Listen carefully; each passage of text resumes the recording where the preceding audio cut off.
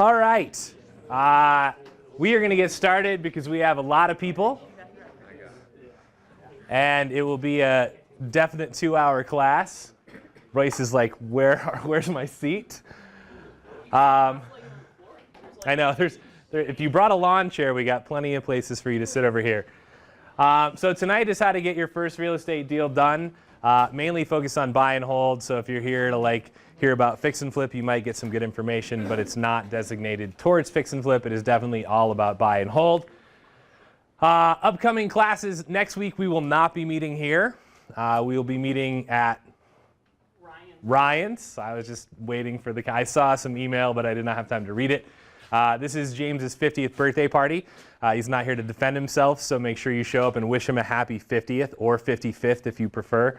You know, whatever you want to do. It's also the anniversary of Craig. We'll be meeting at Ryan's Sports Bar and Grill, which is essentially at Harmony and LeMay. It's right next to the UPS store. It's like in the same as Ace Hardware and Kohl's. It's in that parking lot. You can't miss it. The week after that, James and I are interviewing a successful local real estate investor, Mr. S. That class will not be recorded. So if you do not show up here, you will miss it. So RSVP for that. It will be spectacular. Not amazing. It will be spectacular. And then, yeah, we're not using amazing tonight, hopefully. And then the week after that, James is teaching Acquire a multi-million-dollar investment portfolio while earning $5,000 per month. A couple weeks ago, he taught how to acquire a multi-million-dollar portfolio starting with $3,000. This is while earning $5,000 a month. The $3,000 one is a much more aggressive plan with lease options. And if you were here, you saw everybody standing up in front of the room. The earning $5,000 is a little less aggressive and a little more conservative, but still involves Nomad. And the week after that, normally I get a breath here because James talks. Just gonna have to. The week after that, I'm teaching self-directed 401ks and self-directed IRAs. There'll be some new content in that class based on some recent learnings, which are super interesting. So if you are plugging money in your job, W-2 job right now into a 401k, and at some point you're going to quit that job, which let's hope that you get to quit your job and retire. Or if you quit your job and decide you're just going to invest full time, this is a method how you can actually invest using your self-directed 401k, which you can roll your 401k or your IRAs into to invest in real estate and other things that are similar. That's the upcoming class schedule. James isn't here. So there is a podcast. The podcast is changing. Do you know if he's already pulled down? Don't know what he hasn't done. So the podcast used to have about 130 classes up there from the last 2+ years.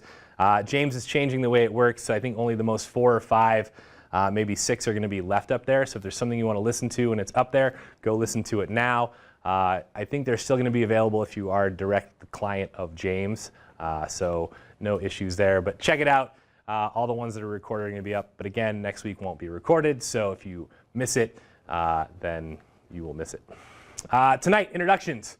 We'll start with Royce because he's standing over there and Tammy has the mic. We're going to make these super quick. So we have 40 plus people in the room. Basically, introduce yourself, who you are, and what is your why of why you're actually doing real estate investing.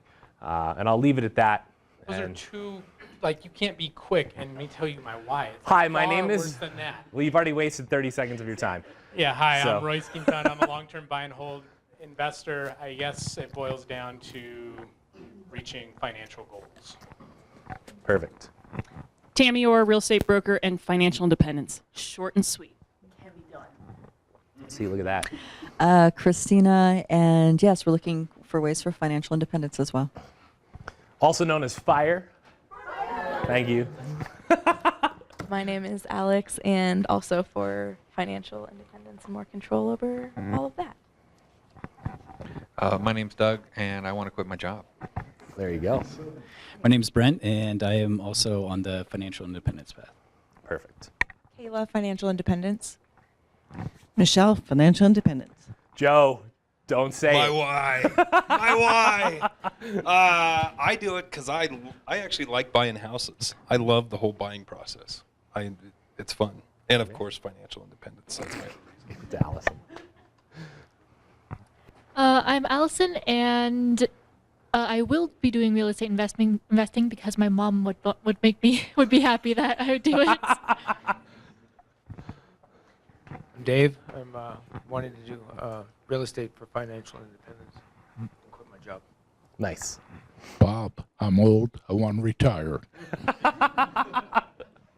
Reagan, I'm young and I want to retire. I'm Ian. I want some passive income. I'm Joe, financial independence. 2 Joes. I think that's a first. How many Joes are there? I know. Barbie cash flow. Bob, I wanted a extra income stream, so when the company said adios, I said fantastic. I thought you were going to say I like remodels. I was really waiting for it because I wanted to see her reaction more than anything else. I'm John. World peace. Awesome. Nathan, passive income, making your money work for you. Lindsay, financial freedom. Nick, financial independence. My name is Hunter. I don't want to work at a job my whole life. So. Al, make retirement so much more comfortable. Laura. I enjoy it. Ray, I want to give my family a better life. There you go. Dwayne, I'm really at the point where I don't know what I don't know right now, and just want another form of long-term diversification. Awesome. Thank you. Matt, aspiring buy and hold investor seeking passive income. Perfect. I'm Kevin, and I'd have to say fire. You have to say it like you mean it, though. Can't be like fire. Austin and time. Michelle, yeah, control of time. Grace, I'm going with fire. Lynn, cash flow. Seth and more free time. I'm Nolan. I'm interested in not being in the stock market. I like that answer. I'm Jamie, passive income. I'm James. All the reasons that everybody said here and more. I'm Don. You're a hard money lender. Probably retirement. True retirement. Nice. Do we miss anybody? Perfect. How many of you guys are new and this is your first class? Yeah, that's what I thought. I'm like, I don't know, like a third of the people in the room. For those of you that don't know me, I'm Brian Williams. I'm a long-term buy and hold investor in Northern Colorado. And we'll talk about whys as we go through. I think the why is really important. I think there were some really great answers. And I think, honestly, some of you will probably find a deeper why as you move forward in your investing career. So tonight is how to get your first real estate deal done. Like I said, it's buy and hold. How many of you have already done a deal? Perfect. So you guys can all leave because there's not enough room for everybody. I'm kidding. So really for me, and if you've ever talked to me after class, this is the key point. When you're like, oh, what should I do? My first question is, what's your goal? And if you don't have this down, it's almost impossible for you to get the answer that you're looking for. And so I would encourage you, if you take nothing else away from the class tonight, which is a bunch of details on how to get your first deal done, the first 3 or 4 slides here are how to actually get your shit in order so that you know how to get your first deal done. And if you don't have that, the rest of it is mush. It doesn't matter because you won't get there because you don't know what you're going after. So the important slides are first, which is unusual. Usually they're last. So a lot of people, right? Financial freedom. How many of you said financial freedom, retire, want to quit my job? Show of hands. Like probably 2/3 of the room, right? And it's really however you want to define that. Some people will say, hi, I just want to be rich. I want to be wealthy. Really, what is wealth, right? Is wealth the ability to create money? Or is wealth, I have $1 million in the bank or $10 million in the bank, right? Something to think about. Royce says both. Yes, it can be. But if you lost your $10 million in the bank and you could recreate it, that is a better definition of wealth, in my opinion. But who are you actually creating the wealth and the financial freedom for? Is it for you? Is it for now? Is it for your family and your kids? The kids you might have, the grandkids you might have, right? These are all kind of things to think about. Some of you said time, right? Bob, why are you shaking your head? You're not having grandkids? Is that what that was? I was thinking for your family, and I was thinking, no way. So for some of you, you're like, definitely not for my family, but I have some good friends, right? But is it more time, right? Some of you said time. What's the one thing we cannot actually get more of?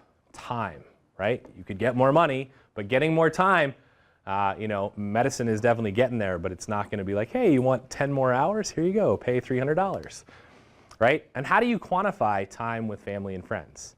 Is it time where you're working and you're in the same room, or is it time where you're out on vacation and you're spending quality time, right? These are all things to think about, right? Some people are going to say, hey, I want to do a lot of travel. I'm surprised I didn't hear this, right? There's almost always one or two. I want to do a lot of travel. I want to have a second home. I want to have a home in Europe. I want to have a home up at Copper Mountain. I want to have a beach home, and I want to have a few nice cars in my Lamborghini, right? And then there's always one person who says they want to buy an island, but he's not here tonight.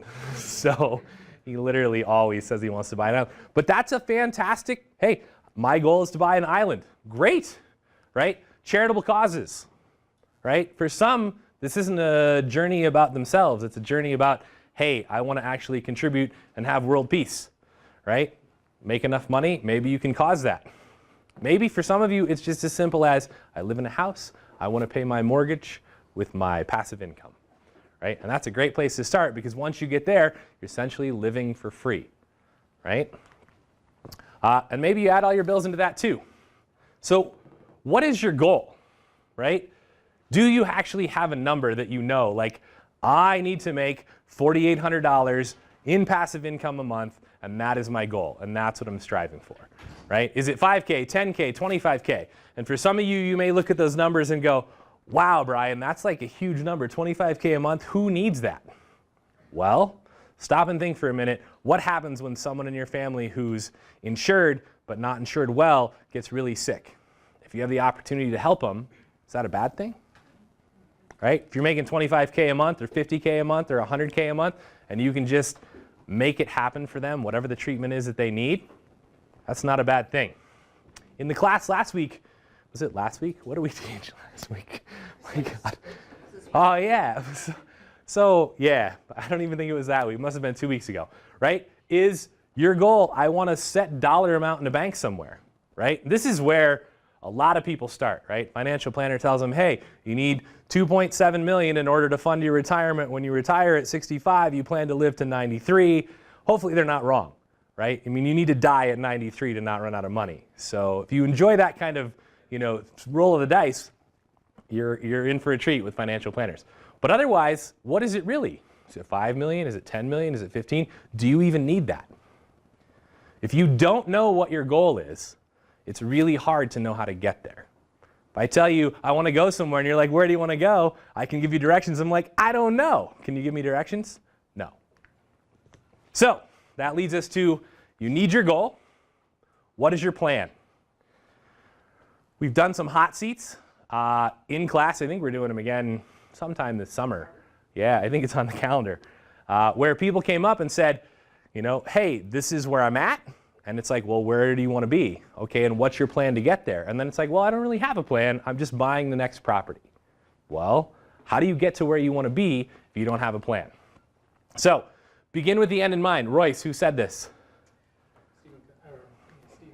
Stephen Hawking. That's what I thought you were going to say. I'm like, no. Yes.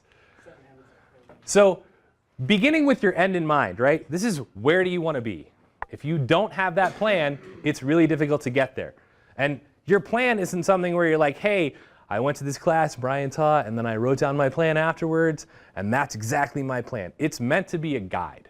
It's not meant to be, this is exactly what I have to do. I can't veer from the plan. It's, hey, this is my plan. It's one way of getting there. And as change comes, you can adapt those, right? It's just a guide. It's not a set of hard and fast rules. Use your plan to stay focused. This is the biggest thing. Right? If you don't have a goal and you don't have a plan associated with how to get there, it's really hard to stay focused. There's a lot of stuff you could do. How many of you have ever gone, oh, you know what? I could do that fix and flip deal. I want to do wholesaling. Oh, yeah, I'm going to totally do buy and holds. Never mind, I'm doing nomad. How many of you have had those thoughts? Yeah, so the other half of you that had those thoughts and didn't raise your hand, yeah, I get it. But this is key, right? Avoid the shiny object syndrome. We all have this, right? And if you can't read this, as it says, right, it's a bunch of dogs in the meeting. We need to stay focused on our marketing priorities and not get distracted by every shiny new, ooh, look, a squirrel, right? So you really have to avoid, oh my gosh, this guy I met yesterday, he's doing wholesale and he's killing it and he's making 20K a month. I'm gonna go do that. No. What's your plan? How are you gonna get where you need to be? Map out what your plan looks like from a financial perspective. Can you actually get there? Where are you starting? What does it look like? Don't map it for a year, map it for a long time, right? This is a lot of you talking about, I want to quit my job, I want to retire. That's not a, how do you get to quit your job? That's, what does it look like after you quit your job? Things change. Healthcare costs change. Those of you that pay for your own healthcare right now, it's not fun. It's expensive, right? Document your current financial state. I can't, the person that actually I know that does this the best isn't here in class tonight, but documenting your current financial state. This is what my net worth is this year, this is what my budget is, and then literally every quarter tracking that, and you will be able to see, is my wealth growing? Is it shrinking? Am I on course for my plan? This is something, if you're not doing this, I'd highly encourage you to start doing it. Even if you're like, my net worth is negative 50,000. Great, write it down. Next month when it's negative 48,000, celebrate. You're going in the right direction. Personal Capital is a great resource for this. They'll sync all your bank accounts. You can put your mortgages in there, the value of your property. Yeah, it's great. You will also get phone calls once a month. No, only once, and then you have to tell them, just don't call me anymore. Yeah. They still call me 5 years after I did it. I'm like, I haven't used your stuff in forever. So Personal Capital's one, Mint's another one. It doesn't matter what you use. A simple spreadsheet will do, right? You can do whatever it is that makes your life easier. This one is probably in my opinion, the most important thing. If you don't have passion for your plan, if you're like, I wrote this plan down and I'm gonna go execute it, and you don't actually have a lot of passion for it, it's gonna be really tough for you to win. If you aren't willing to put in the long hours and the hard work and the learning to get there, that's where the passion comes in. And you just won't. You won't get up early, right? I mean, I can't count how many times I was just like, I'm going to listen to this, I'm going to read this book, I'm going to research this, I'm going to analyze this deal, and it didn't matter what time it was. James and I were on the phone sometimes at midnight discussing and negotiating a deal with sellers because we knew if we didn't get it done that day, there would be more people wanting to buy the property. It's like, what does it take to actually make your dream come true? So, how do you do that? Figure out your plan and then set goals. I'm not going to teach a goal setting class tonight because I'm already going to teach you like every other class inside 2 hours that we teach as fast as possible. But set achievable goals that are going to help you get to your ultimate plan goal. Any questions on that? For those of you that are new, feel free to ask questions at any time. Tammy will run the mic around. The mic does not broadcast your voice. It's merely for the podcast recording. So, what is your why? This was the initial question for tonight. What is your why for real estate investing? Right? And this is really why, obviously, are you doing real estate investing? And a lot of people, I think, will say passive income. And I will challenge that. I will say, is it really passive income? Or is it what passive income actually gets you? Or is it just remodels, like Bob wants to do? Right? But it's not passive income, right? Just having the income isn't why you're going to do it. It's what that leads to. And I think that's the important thing that you have to discover, because that is what will drive your passion, right? When you decide, I'm doing this because I want to spend more time with my family so that my wife doesn't have to work, so that we can spend more time raising our kids, that's a vision you can get behind. Or whatever your version of that is. If you don't get chills when you talk about your vision, it's not right. If you're not like, oh, I want this and this is why, if you don't have the chills, it's probably not there yet. Keep asking, why do I want passive income? Well, I want passive income because I like money. Why do I like money? Because I don't have to work. Why do I not want to work? Because I want free time. Why do I want free time? Because I love my family and I want to spend more time raising my kids. Why do I want to do that? And if you can't come up with the answer, maybe you're there. Keep asking why. When the going gets tough, this is what's going to drive you. A lot of people, right? Money or wealth, quit my job. We just covered that. And again, I don't think that's enough for almost 100% of the people. Royce, could you just do something for money alone? For a short period of time. Right. For like a week, 2 weeks, a month, maybe a quarter. But after that, you're like, I'm going to have to figure out why I'm doing this. And I think this is just what Royce said, right? You run out of gas to take the action you need to take. It's hard to go big all the time if you don't know why you're doing it and you don't have passion for that. And what happens? You decide that path of least resistance, which is just do what I was doing before I was doing all this hard work and this extra shit that I don't want to do because I'm not making lots of money yet, that's much easier. And so you go back to doing that, whether it's your job or whatever it was. And it's easy along the way. You're going to start doing hard things, and then that initial motivation is going to wear off, and you need to have something that's a little deeper, a lot deeper, that gets you back up and going again, because you're going to fall down, you're going to lose that motivation. And so yeah, that you need to have something that pushes you so that you don't want to just stay in that path of least resistance. Yeah. How many of you came to the Creating Wealth class? So in that class, we talk about a 10-year plan for basically acquiring properties. And what happens is, like 3 or 4 years in, you're like 25% of the way towards your goal. And that's where most people go, and that's 3 or 4 years. Imagine pushing yourself for 3 or 4 years and going, man, I'm still nowhere near. And that's where most of the people drop out in that plan. And that's 4 years of hard work. Like, you had to have something to get 3 or 4 years of hard work out of yourself. But that last 6, right, things kick up, and that's where everything is. It's like that, there's a cartoon, right, of like, the guy, like, I'm a terrible artist, so you can make fun of this all you want, right? Here's my person. It's looked the same since 2nd grade. And there's like a diamond right here, right? And one guy's right here, and the other guy, same thing, but he quit. Because he's been trying and trying and trying and trying, and he just hasn't found the diamond in the mine. He's literally one more swing of the pickaxe away, right? Don't let that be you. So, again, I'd encourage you, go deeper. What are you going to do with the money? Find your why. Is it a better life for you, or are you going to end puppy mills? My next door neighbor's daughter, when she was like 8, came around and rang everybody's doorbell in the neighborhoods. Like, she had found out about puppy mills, and it was like the end of her world. She was like raising money, like, we're going to stop all puppy mills. And I'm like, perfect. That's a great why, right? And she was raising money to go end puppy mills. So whatever this is for you, it doesn't have to be about you. It doesn't have to be about your family. You don't have to have kids. You can help homeless people. You can help solve hunger, whatever it is. Find why you want to do this. And I already talked about the chills, but find the thing that's going to matter to you. And if you have this, there's nothing that's going to stop you. So, any questions on that? Those are literally like my most important 3 slides. So, if you decide to leave or you showed up late, I'm really sorry. Just kidding. You can see it on the podcast. So, building your team, really the next important point, right? First thing you're going to need, obviously a real estate agent or a realtor. You're in luck. I've already done all the research for you. You don't have to worry. You can simply call James and Tammy. They're the best there is. If you doubt that, I have tried other people and they all suck. How's that? That's one easy way to say it. So I've literally done transactions with multiple other realtors, both before and during using James and Tammy.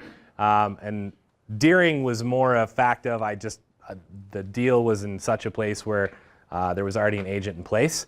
And I will tell you, they've all gone terribly. It is not even fun.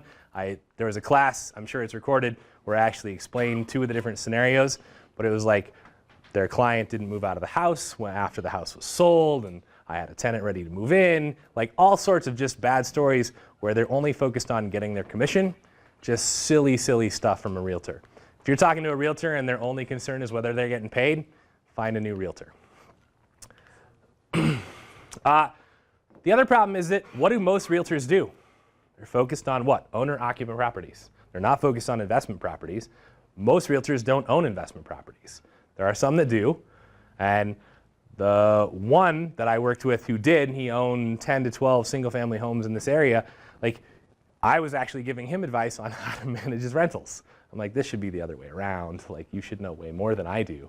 So find somebody if you're not going to use James and Tammy, don't just say, oh, I have a friend who just got their license. You're asking for trouble and danger.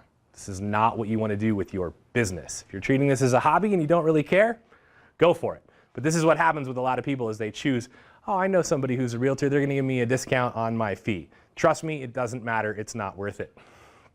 So how many of you think, oh my gosh, I'm not going to sign up with one agent. I'm going to have a lot of agent friends, and they're all going to bring me deals? Yeah. So this is like one of the worst theories ever. So if you're that agent and you are like, hey, bring me your best deals, but you've not done a deal with them, or you even have done a deal, but they have other clients who are solely signed up with them, who have been loyal to them, who do you think is getting the first phone call?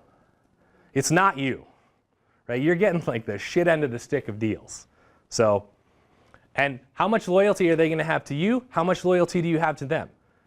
I think it's a win-win when you build a relationship with anyone on your team so that there's trust, you've been working with them. If they're not right for you, that's totally fine. Go find somebody who is. But this strategy generally does not work well. What's your relationship with your agent? Tammy's going to teach the rest of this slide. She didn't know that. No, I'm kidding. So, buyer agency. Tammy, why should people sign a buyer agency with you and James? I think you should only sign one with us if you want to work with us. I mean, you sit down with James, see if we're a good fit. So, yep. You know, and if you are, then yeah. And honestly, our buyer agency agreement always has in there that you can cancel at any time. Most agents don't do that. But the reason James and I do that is because we don't want to work with you if you aren't happy with us. We're definitely there to serve you. So. Yep. I think their goal is we want to help you find the investment property that you want. And if we're not a good fit and we're not getting done what you want done, then if there's somebody else that's a better fit, fantastic. But buyer agency essentially saying, I'm signed up with an agent. They are my representative. I'm going to buy deals that I find through them. And this is exactly what Tammy just said. She didn't know this was coming.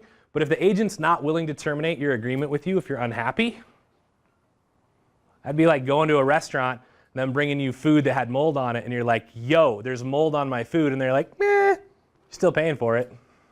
You'd be like, no. Transaction broker. Tammy, you want to explain what that is? I'm just trying to make Tammy teach since James isn't here. Yeah, so transaction broker basically is a referee. They are not an agent for either side. They're not supposed to give any advice. They're just supposed to keep everyone informed and keep the transaction moving forward. So they're not like on your side advising and coaching you. Yep, and I've been in a situation where the transaction broker, one of the situations where I was unable to use James and Tammy was they had a client who was selling the house, and they were also representing the buyer. And I ended up stepping in to buy the house because the buyer couldn't get his loan, and I lease optioned the house back to him. But the transaction broker isn't acting like a transaction broker. It's really hard for somebody to be like, oh, you want to buy the house, you're my buyer, and I'm loyal to the seller who hired me, and you also happen to be somebody who came to my open house, and I'm like, I can help you buy this house. Am I really being fair? Hey, seller, he said at the open house, like this and this and this, so he's probably willing to pay more for your house. And then when I tell you, hey, they're probably not willing to accept much less than this, am I doing anyone a favor? It's a really hard role. It's a really hard role to play fair. I got Tammy engaged. All bets are on. I was just going to say, I think there are some agents who are exclusively transaction brokers and know how to do it and do it well. That doesn't necessarily mean it's in your best interest. Right. And then I think there are a lot of people who will switch to that role and probably not do it well. Right. So. Yep. And I think that's the key is if you have a transaction broker who doesn't have your interests or the other interests of the other party at stake, it's much easier. But if it's like, hey, I listed this person's house and you showed up and I can help you buy it, but I'm already representing the seller, but now I want a double commission, so I'm going to change to a transaction broker, that's rough, in my opinion. Where'd the question go? James. If you find off-market deals, if something just kind of falls in your lap, do you recommend going and finding a transaction broker to manage it for you? And what does that normally cost? That's something I'm not familiar with. Sure. So you're saying like if you send out marketing or if you call a for sale by owner on Craigslist or? Like if your friend has a house they want to sell and you're like, look, I actually want to buy your house. So I mean, you could technically write up the contract yourself. You could go hire an agent and say, hey, and negotiate with the agent, hey, we're willing to pay you 3% to just write this contract up or whatever, but you can write the contract up yourself. Or call like a real estate attorney. Yes. Call your attorney. Have them review stuff. Yeah. So I mean, like, I wrote the contract for the very first property I bought, and because it was the neighbor, and they were like, hey, we're going to sell our condo. I'm like, great, I'm going to buy your condo. And they were like, we negotiated on the phone for a little bit, and then I was like, great, I'll have it written up. And so I wrote everything up, and then I sent it to somebody, and I paid them $1,000, and they reviewed it to make sure it was good, and we moved forward. And I would recommend, if it's your first deal, working with James and Tammy, they are awesome.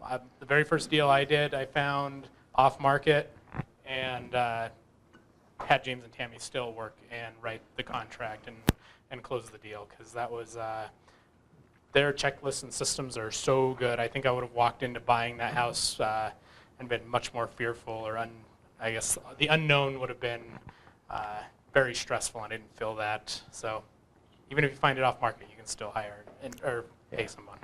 Yeah, and the other thing I'll say about transaction broker is you don't really have anybody on your team. It's just someone who's there to like literally move the process forward. It's not someone there who's actually giving you advice. So unless you're a really extremely experienced investor, that's rough, right? This is kind of similar, right? Seller agency where the buyer is the customer. So Tammy's listing Royce's house, and I'm like, hey, I want to buy it. And Tammy says, that's great, I'll represent you, but really I'm representing Royce, and I have his best interests at heart. You're simply a customer to me, and I'm going to give him all the advice, and you're just going to, be on the other side. So again, that's probably not the best thing for you, and you're probably paying 2 commissions in this, so you should have your own realtor anyway.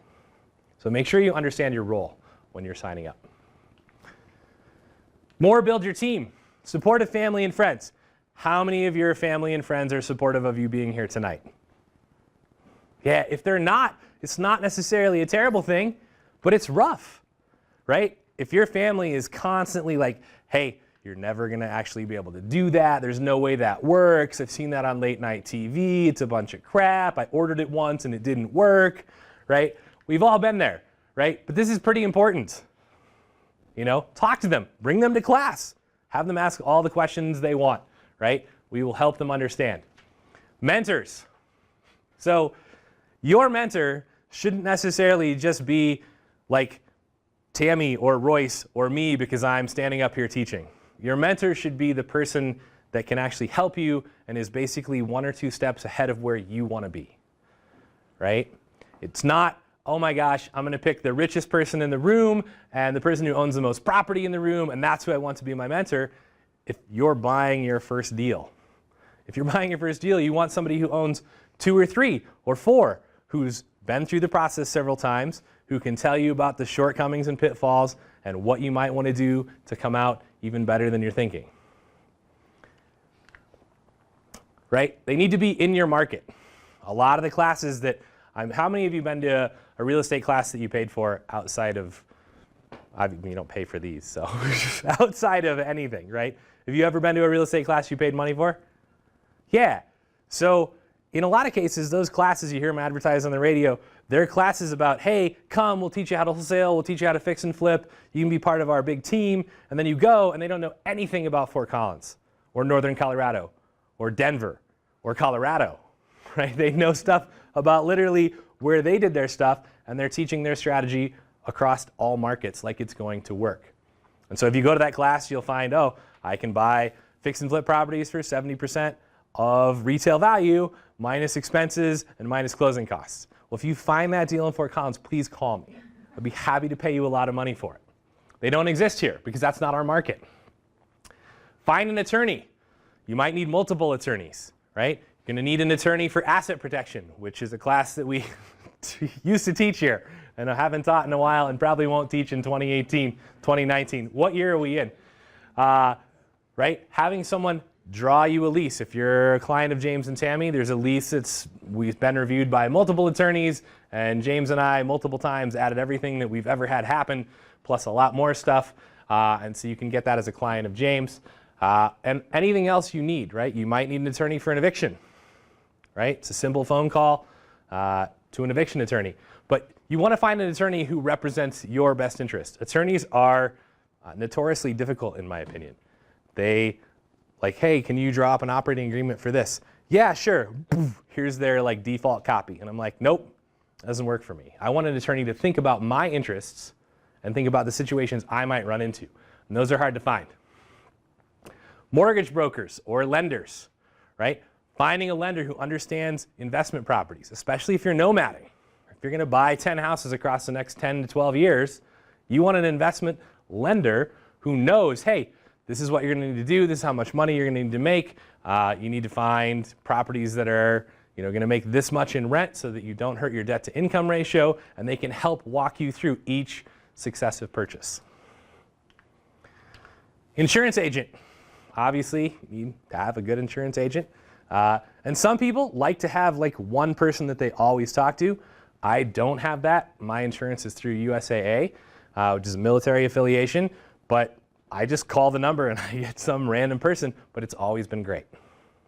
So find an insurance agent that works for you, compare them, look at their pricing, see what their offerings are, how many companies do they have. Home inspector. So we did a class with the home inspector who is no longer a home inspector, Wes, and he, in my opinion, was the best one in our area. And so now we have a replacement that I'm sure is on James and Tammy's website. His name is not coming to me, Chris. And so I've used Chris several times, but finding a home inspector who's not just, I'm going to like walk around and like write a few things down, finding one you can actually trust, who will actually go through the house, go through it with them, watch what they're doing, ask a lot of questions, pretty key. Title agent and closer, many times you won't even have the choice of this, so you won't have to worry, but at some point in your real estate career, you will get to choose. Be like, hey, I would rather have this person do it, so as you're going through your first purchases where you don't get to choose, see how your experience is, develop a relationship with that person. This business is about relationships. I'm not sure why it goes to every time. Question, Rice? So what are the attractive qualities for an agent, a closer, or a title agent? Sure. So for me, it's someone who, when I email them, they're responsive. They do things very well, and they do them correctly, right? They begin to know me and my business. They understand what I'm doing, and part of it comes down to when I'm in a bind and I say, hey, I need you to file this quitclaim deed for me. It's not due to a transaction from you. They're like, yeah, just send it to me. I'll get it taken care of, right? Or I have a transaction where I drew up the deed of trust and the promissory note, which is unusual for them. And they're like, yep, we can totally handle that. This is what I need you to do, right? And they're capable of handling those situations. Somebody who's not new to the business, who's been around, who's seen a lot of stuff, and can handle it all. Tammy, anything to add? Yeah, my just 2 cents dealing with a lot of different closers and title companies is some closers are really responsive, and that's probably the most important thing to me, because others just kind of go AWOL and you like need something to happen, and that's really frustrating. So I think somebody who's responsive, and then also their experience, but also if they're at a title company where like their managers or people can get something done if things kind of get weird and they need to kind of escalate it. I think that matters too. Yeah. I mean, a lot of times in the deal, you're not going to get a choice anyways if you're buying. So pay attention to the ones that you don't want to work with for sure. Yeah. But I think anytime you see like the larger firms that are out there, First American, Land Title, Stewart, Stewart Title, yep. The big companies tend to be good, and so that's what I tend to look for. Because title companies can pop up overnight and then disappear, and yeah, it's crazy. Yeah. And I recently had an experience with a larger title firm where one of their employees is no longer with them, and the way they had done things was incorrect. It was not my choice of a title rep, and my choice of the title rep looked at it and went, yeah, that's totally wrong. She's no longer with us, and this is how it should have been done. And so that's the person I want on my team. I want the person who knows the right way to do it and isn't afraid to say, yeah, that was done incorrectly. This is how it should have been done. And if there's any ramifications, she's going to let me know. CPA, bookkeeper if you need it, right? Finding a good CPA, I think, is very difficult, especially for real estate investing. Finding someone who understands all the different tax changes, especially this year. I switched CPAs, and my current CPA found lots of mistakes from the previous one, and that typically happens, right? Somebody looks at it and it's different, and they go, I wouldn't do it that way.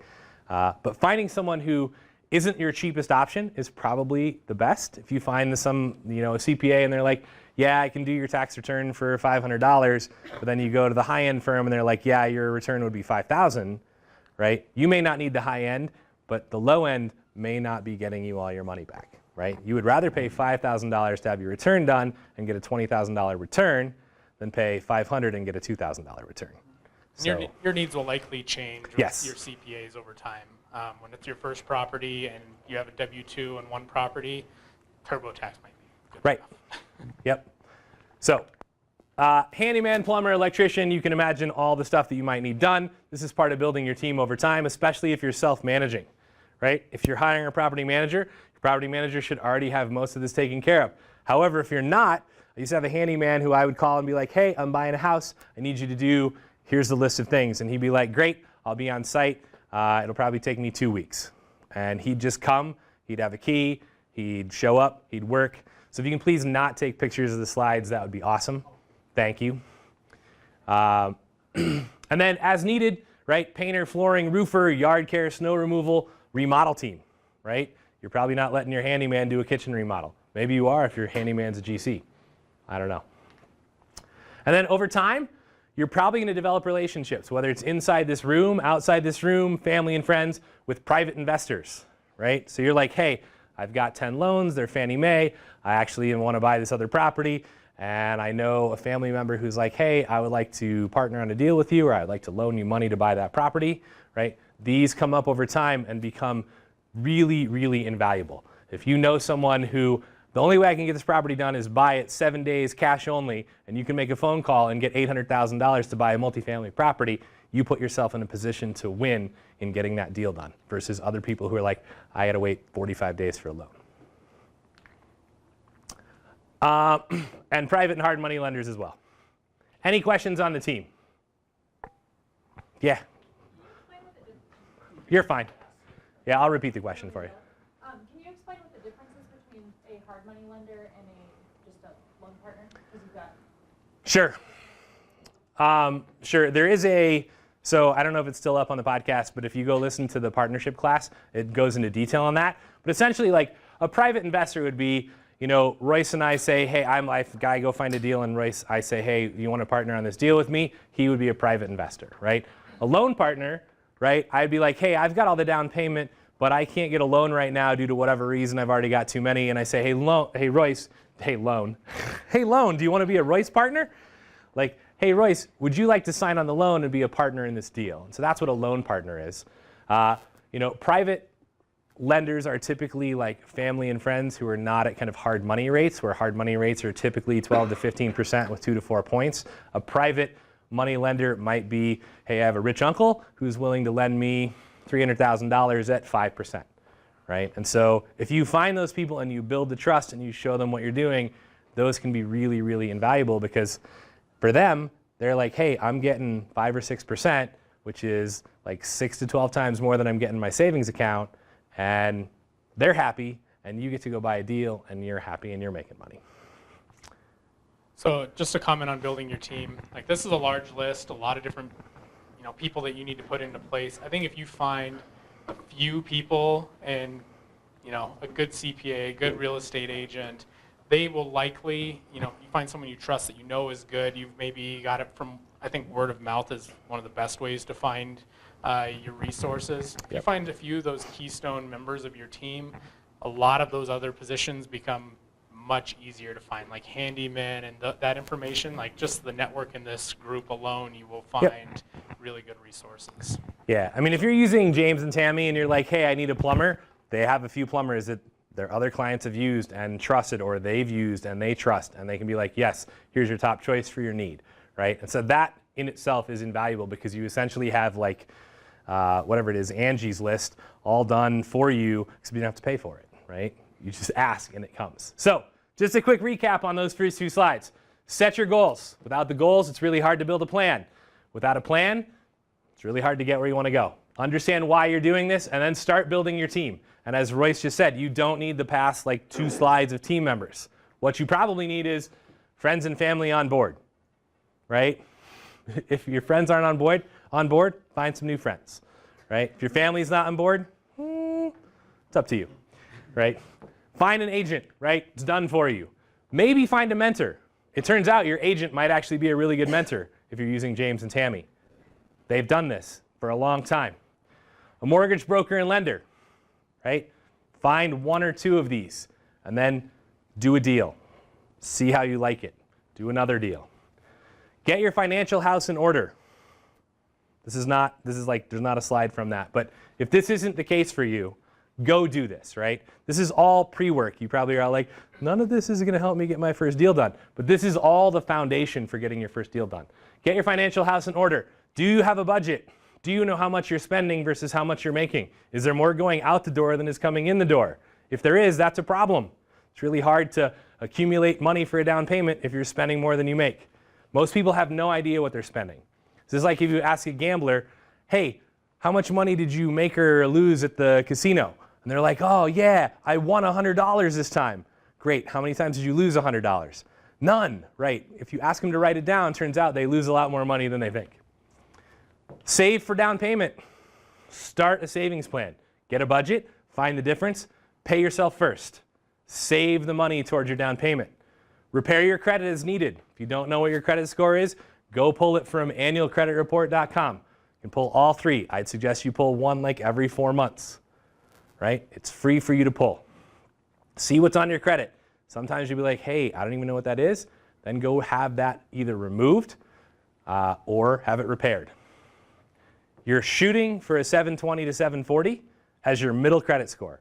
So if one of them is 760, one of them is 730, and one of them is 700, that's great. You're about in the right range. Usually lenders need 720 to 740 as your middle score for you to get the best deals and the best rates. Repairing credit does not work the way that you would expect it to work. So if you're like, my credit score is really low, and you're like, I should just go and get a car loan and open up some credit cards. Please don't do that. That's not how your credit score is going to go up. Go actually talk to someone who understands the process, because this will probably take your credit down before it comes back up. If you haven't done this stuff, go get this stuff done.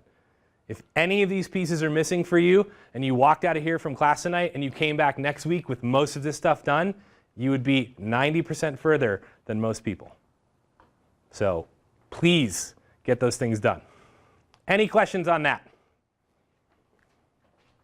Perfect. So now you've all got your plan in place. Congratulations. Welcome to class. So we're assuming buy and hold is the plan. We've already talked somewhat about this. I put his picture up there. He's not here. I didn't put Tammy's up there because she would kill me. I was like looking for a picture. I'm like, oh, and I'm like, Tammy will like kill me. Oh, there you go. I should have done that. So go find yourself a great agent. Honestly, I mean, James and I are best friends in all disclosure, but we weren't best friends when we started. And I worked with other agents and I worked with him. And like Royce said, his systems and processes, he's literally taught other agents what his systems and processes are. So he's at the top of the list. But sit down, go over your purchase contract. You need to understand what the contract actually says, how you would probably fill it out when you go to buy your first deal. Why? Why is this an advantage? I won't tell you. Why is it an advantage to know the contract? It's not an advantage. It does take time. How is our market right now? Is it pretty quick? So how long is the contract? How many pages? Isn't it like 16? It's like 19. Depends on Yeah. how much stuff you add, Yes. but yeah. But it's like 16 pages, and it's pretty small font.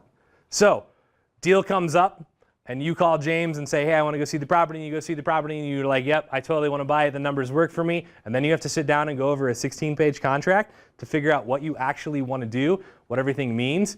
Meanwhile, I've already bought that property. So it's hard, right? Our market's fast. So understanding the contract and understanding your options, especially as you go to negotiate with sellers, is going to matter. So we actually teach a class where we have you fill in the contract to help you understand it better as well. Maybe James should teach that one again. Yeah, true. Compare mortgage and broker lenders. So you've got your one or two that you're looking at. If you don't know who, this is what Royce and Tammy both said. This is a great place. Talk to the people around you. Come ask Tammy, come ask Royce, come ask me. Who have you used? What did you like? What did you not like? You'll get honest answers. Ask what their interest rate is. Ask what the terms are for your specific situation. Doesn't matter if they just say, hey, what's the rate today? And they're like, well, it's 5.5. And then it turns out, really, that's 5.5 if your credit score is 740 and you want to pay 2 points. And you're like, well, I compared that to something else and I thought it was better, but it's really not. So tell them your down payment percent. Tell them whether it's an investment property or it's a nomad property. You're going to tell them a lot of things, right? You're going to tell them what you think your credit score is, because we're not going to have them pull it yet, right? We are just going to say, assume my credit score is 750. And if it's not, we'll deal with that later, but we want to give everyone the same exact base point. Compare on the same day. If I call lender number 1 today and I call lender number 2 tomorrow and I give them the same information, I might get totally different terms depending on what the market has done. So you want to do this on the same day. Yeah, Got a comment, Royce? Yeah, do yourself a favor and don't try to be like, hey, can you pull rates today? Tell them, I don't know, pull it on Friday, please, because what's going to happen is you'll have 3 of them and then 1 won't respond and then you're going to be doing the whole process over again. Yep. Ask for their fees. So this is important. So they may have slightly better or worse rates, but one of the things you should always be able to compare is what are their fees, right? We've got origination fees. We've got underwriting fees. What are their appraisal costs? Do they pay for your appraisal? Sometimes lenders have paid for appraisals, right? These are some of the most important. When they quote the rate, ask them, are you actually including any points in that? I actually had, would have been my second house that I ever owner occupied. The lender actually sent me an email and she specifically knew, because I told her never ever quote with points. I want 0 points. I just want the par rate. She sent me a quote in email that was 1 point, but she just said the interest rate is 6.25. And I said, lock it. And they locked it and we got to closing and there was 1 point on there and I'm like, I'm not paying it. And she ended up paying it. And it was a pretty expensive point. She was not happy, but she made it right. So origination and underwriting fees could be 0 to thousands of dollars. This could have a big impact on whether or not you're actually able to buy the house. Appraisal, I don't know. Typically 400 to 600, it used to be 300 to 500, now they're more, right? Honestly, that looks low to me. Yeah. 600 to 800 now. Yeah. They've gone up a lot. Yeah, I raised it from 300 to 500 because I was like, I know it's higher than that. And I was like, it might even be higher, but I don't want to overshoot it because I haven't had to have an appraisal done on a single family home for a while. But it used to be in the 300, 350, 400 range a few years ago, and now it's way more expensive. Other fees, typically you won't need to compare these because they're all basically the same, right? There's a tax service, a flood cert, credit checks, government recording charges. Those are all, for the most part, basically the same. And they're like, one's $12, one's $20. They're the like tick-tacky charges that I have to mail this document, I'm going to charge you $20. I have to file this at the courthouse, it's $12 fee, right? So you're getting charged for all that stuff, but you don't really need to compare it. This one actually matters too. I would rather pay a little bit more for a lender, especially if I'm doing something like Nomad where I'm moving every year and buying a new property, or I'm trying to buy a lot of investment properties. I would much rather have somebody who understands investment real estate.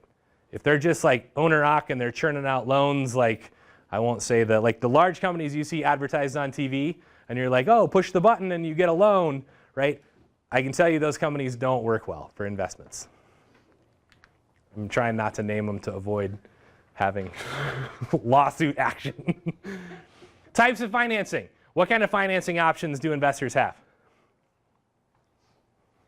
You guys are so quiet. Hard money? FHA? Conventional? VA? USDA? Right? Lots of options, right? FHA and VA, right? Lower down payment. VA, if you qualify, can be up to 0% down payment or down to 0% down payment. FHA, typically 3.5%. Although they used to have a smaller program, did they not? I thought FHA's always 3. All in 3.5%? Yeah. Conventional has a 3. Yes. Typically, with some of these, your offer is going to be a little bit weaker. But that's okay, right? Some closing costs in this case can't be paid by the buyer. The seller has to pay them. Appraisal deadlines can be extended, not necessarily because they agreed on them, just because they can be extended by the lender. Conventional loans, larger down payments, right? Typically 5 to 20%. Easier to get offer accepted with this type of financing because it's very common, right? The lender in Fannie Mae, conventional loans typically are not going to require anything of the property. All cash. Super easy to get your offer accepted, right? I'm going to buy this all cash. Shouldn't that make a difference? You could do a really fast closing, right? Hey, I've got the cash in my account. Let's go to the title company. I'm ready to close. All other things being equal, this is probably better in the eyes of the seller. If you can demonstrate I have the cash in my bank, there's no appraisal necessary, right? There's no loan qualification necessary. It's literally, I can just buy this. It's like going to a car dealership and being like, I have the money, I brought cash, here, give me my car. Private lending, so we talked briefly about this, right? These are probably your main two options, right? At least through your first 10 properties, right? After that, cash, private lending, you could buy with cash. You find a deal and it's like, the seller just wants to close and they want to close in 7 days. If you have a private lender who's willing to lend you the cash and then you can simply refinance and cash out after that, that's definitely one option. Unwarrantable condos, just a note.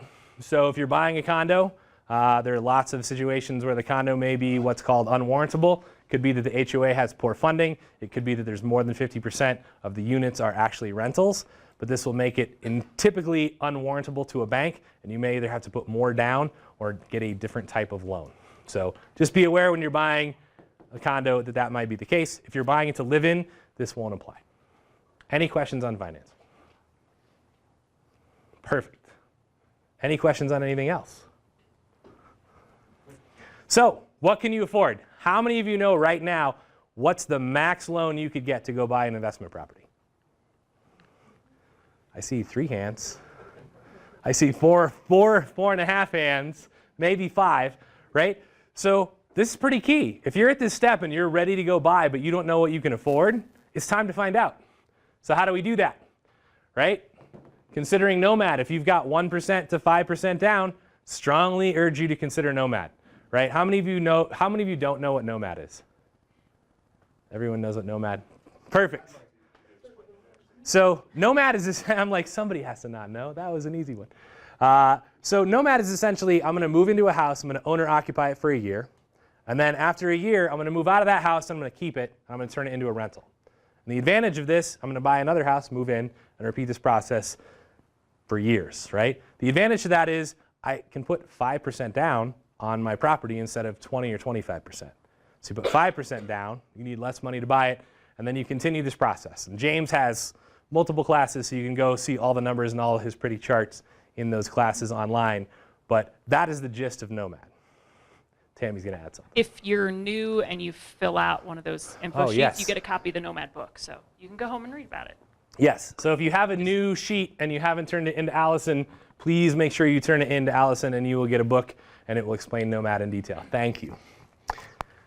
All the things that I don't normally say when James isn't here. Right? So low down payment, right? How do you know what you can afford?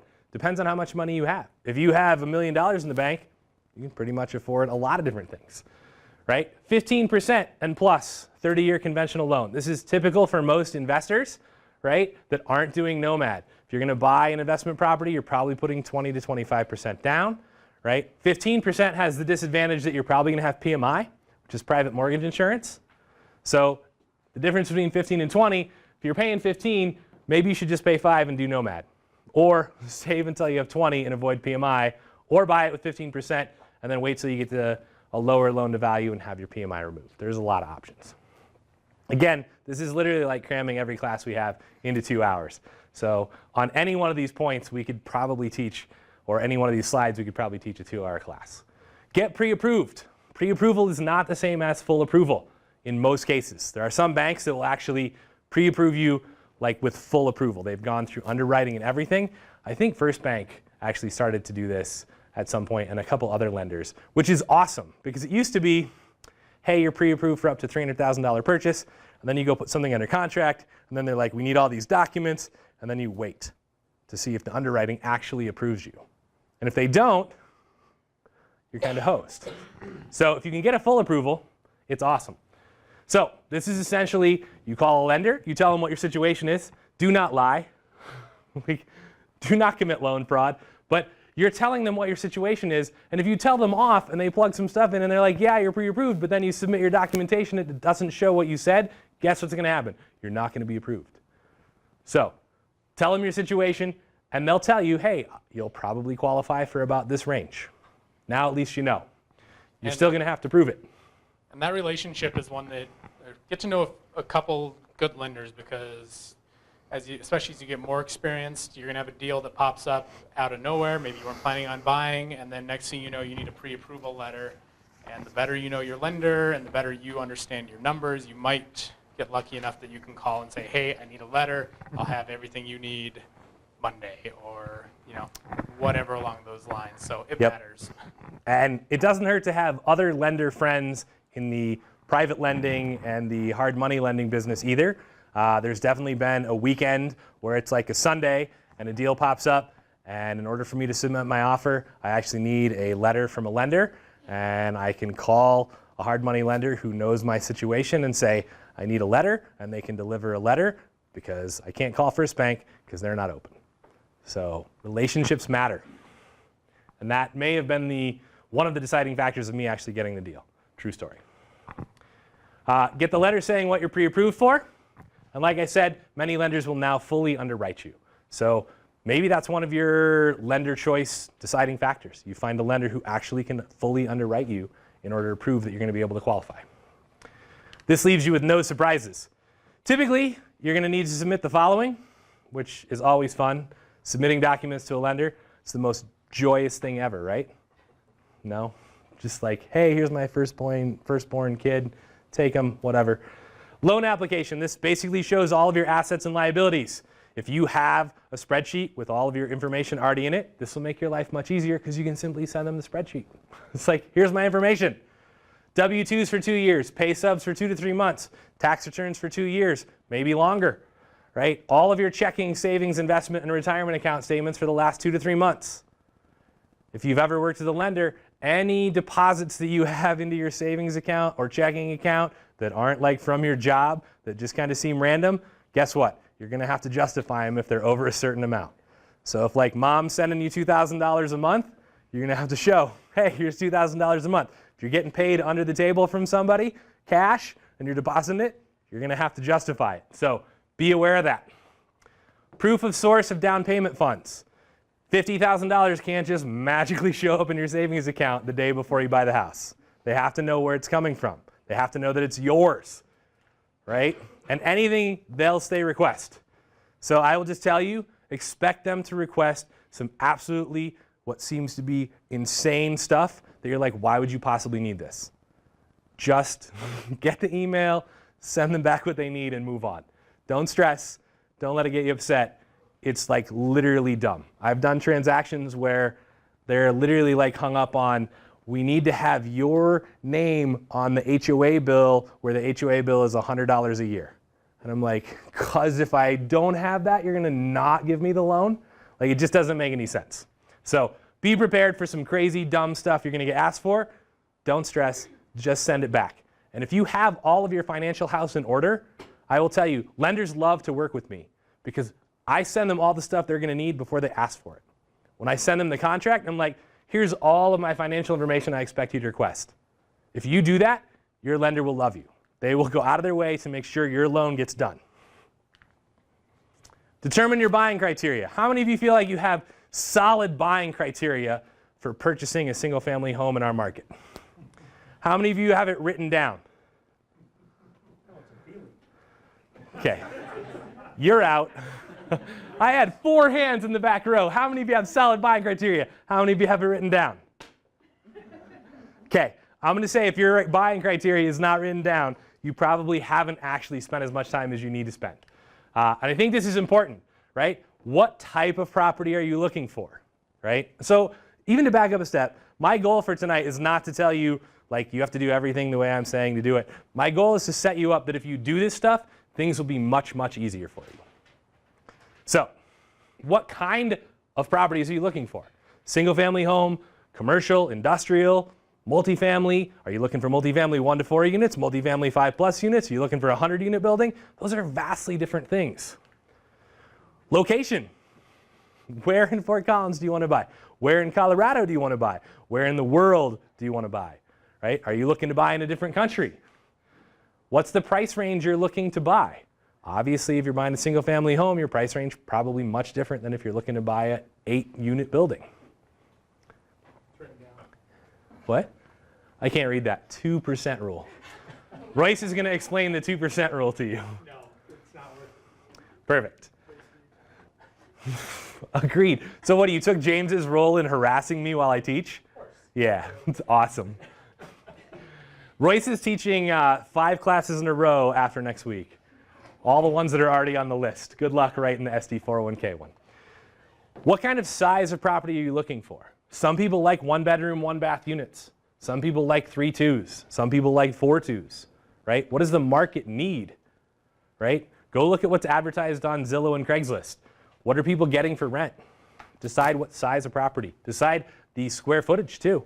Are you looking for a duplex where each side is 2,000 finished square feet? Or are you looking for a duplex that has 3 bedrooms that's 1,400 square feet, right? Which one costs you more to maintain? When they trash the carpet or the flooring, what's the difference in cost, right? These things all matter. What condition are you looking for? Are you looking for, I don't want to do any work, I'm not a handyman, my name's not Bob, I'm not fixing anything up, so I just want it rent ready and I'm going to go rent it? Or are you looking for, I'm going to remodel everything and I'm going to add value? Those are both okay things. I've done both. They've both worked out. What's your minimum bar for cash-on-cash return? So last week we talked all about the analysis spreadsheet. Cash-on-cash was a large factor in all of my buying decisions and still is. But what's your minimum bar? Are you willing to accept 5% cash-on-cash return in Fort Collins? Anybody? Royce says he's willing to accept 0. Yeah, so when I say 5%, is that managed, unmanaged? Is it brand new? Do I have less maintenance? Like, there's a bunch of questions you would need to ask to actually understand what that means. So figuring out what your bar is and what the criteria behind that from the spreadsheet are is going to matter. The story I told last week, there was a house when I was buying, this was in 2013, probably first half of the year. There was a house, I made an offer in which my 5% bar would have been met. They declined, and I kept looking at the property because I was like, man, it's so close. It's like 4.5. But I was like, 5 is my bar, and it's there for a reason. So if I just adjust and fudge the numbers and I accept 4.5, pretty soon I'm accepting 4.25, and then I'm 3 3/4, and pretty soon I've got properties I no longer want. So I ended up buying the property at 4.5% cash on cash, but I also ended up waiting like a month and ended up getting a $20,000 to $30,000 discount, which for me was a fair trade-off for the 0.5%. So I had what I consider to be a valid reason, not just, it's close enough, I'm going to fudge it. So if you have a valid reason to get a discount, I think that's a legitimate reason. If you're like, I'll just find an insurance company, maybe the maintenance won't be so high, that's not a valid reason. So make sure you're doing the right trade-offs. What's your overall return on investment? You had a question. Backing up, can you describe what cash on cash means? Sure. Cash on cash is essentially if you invested $50,000 into the property as your initial down payment total investment, right, and you got $5,000 a year, right, you would be getting 10% cash on cash. Does that make sense? It's basically the return on your investment from a what's left after rent is paid. It's not including appreciation, it's not including loan pay down, and it's not including debt depreciation. It's just including your cash flow.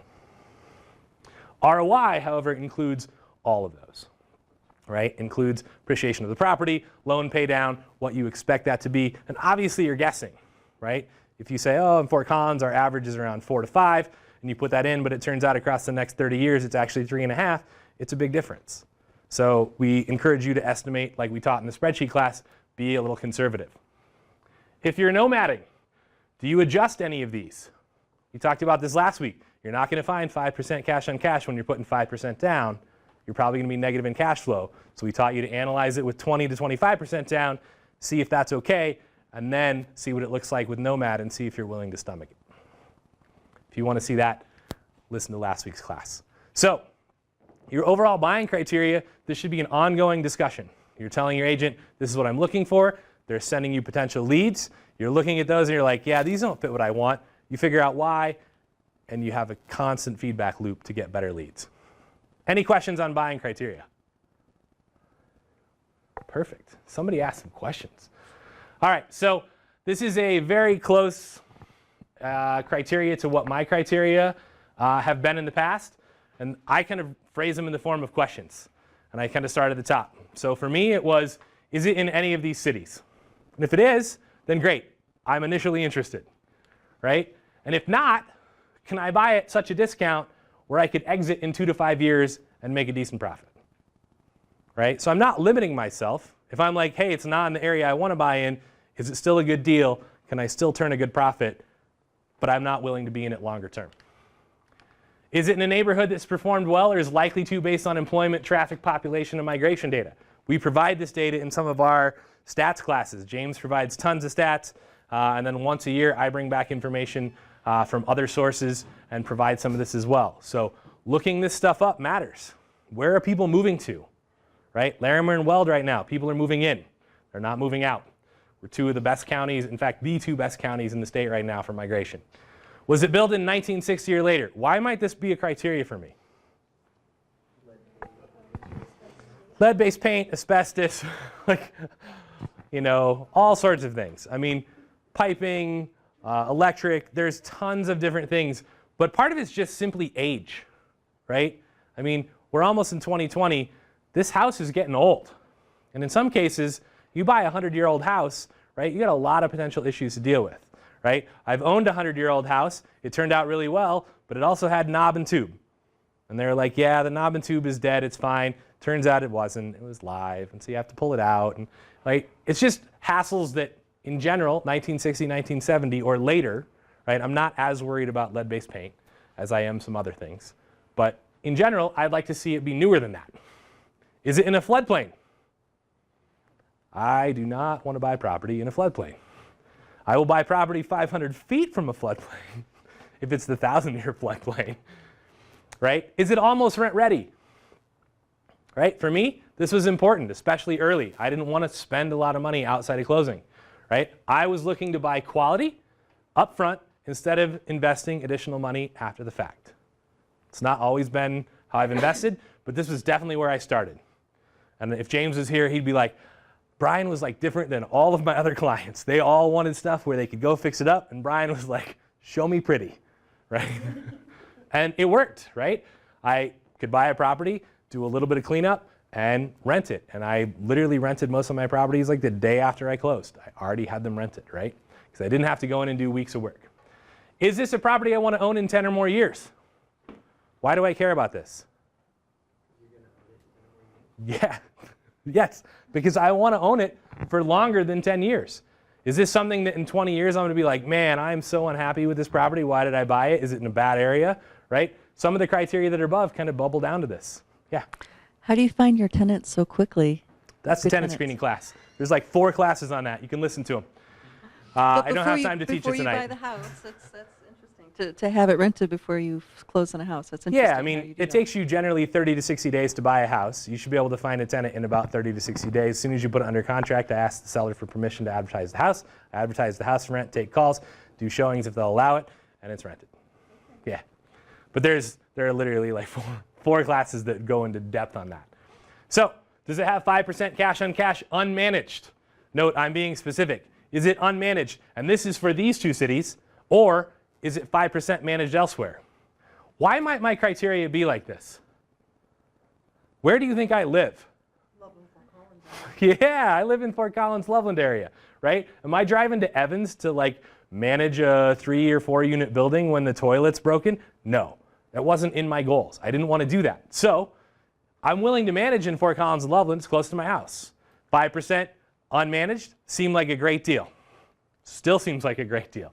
5% managed elsewhere, that was my minimum, right? I would like higher.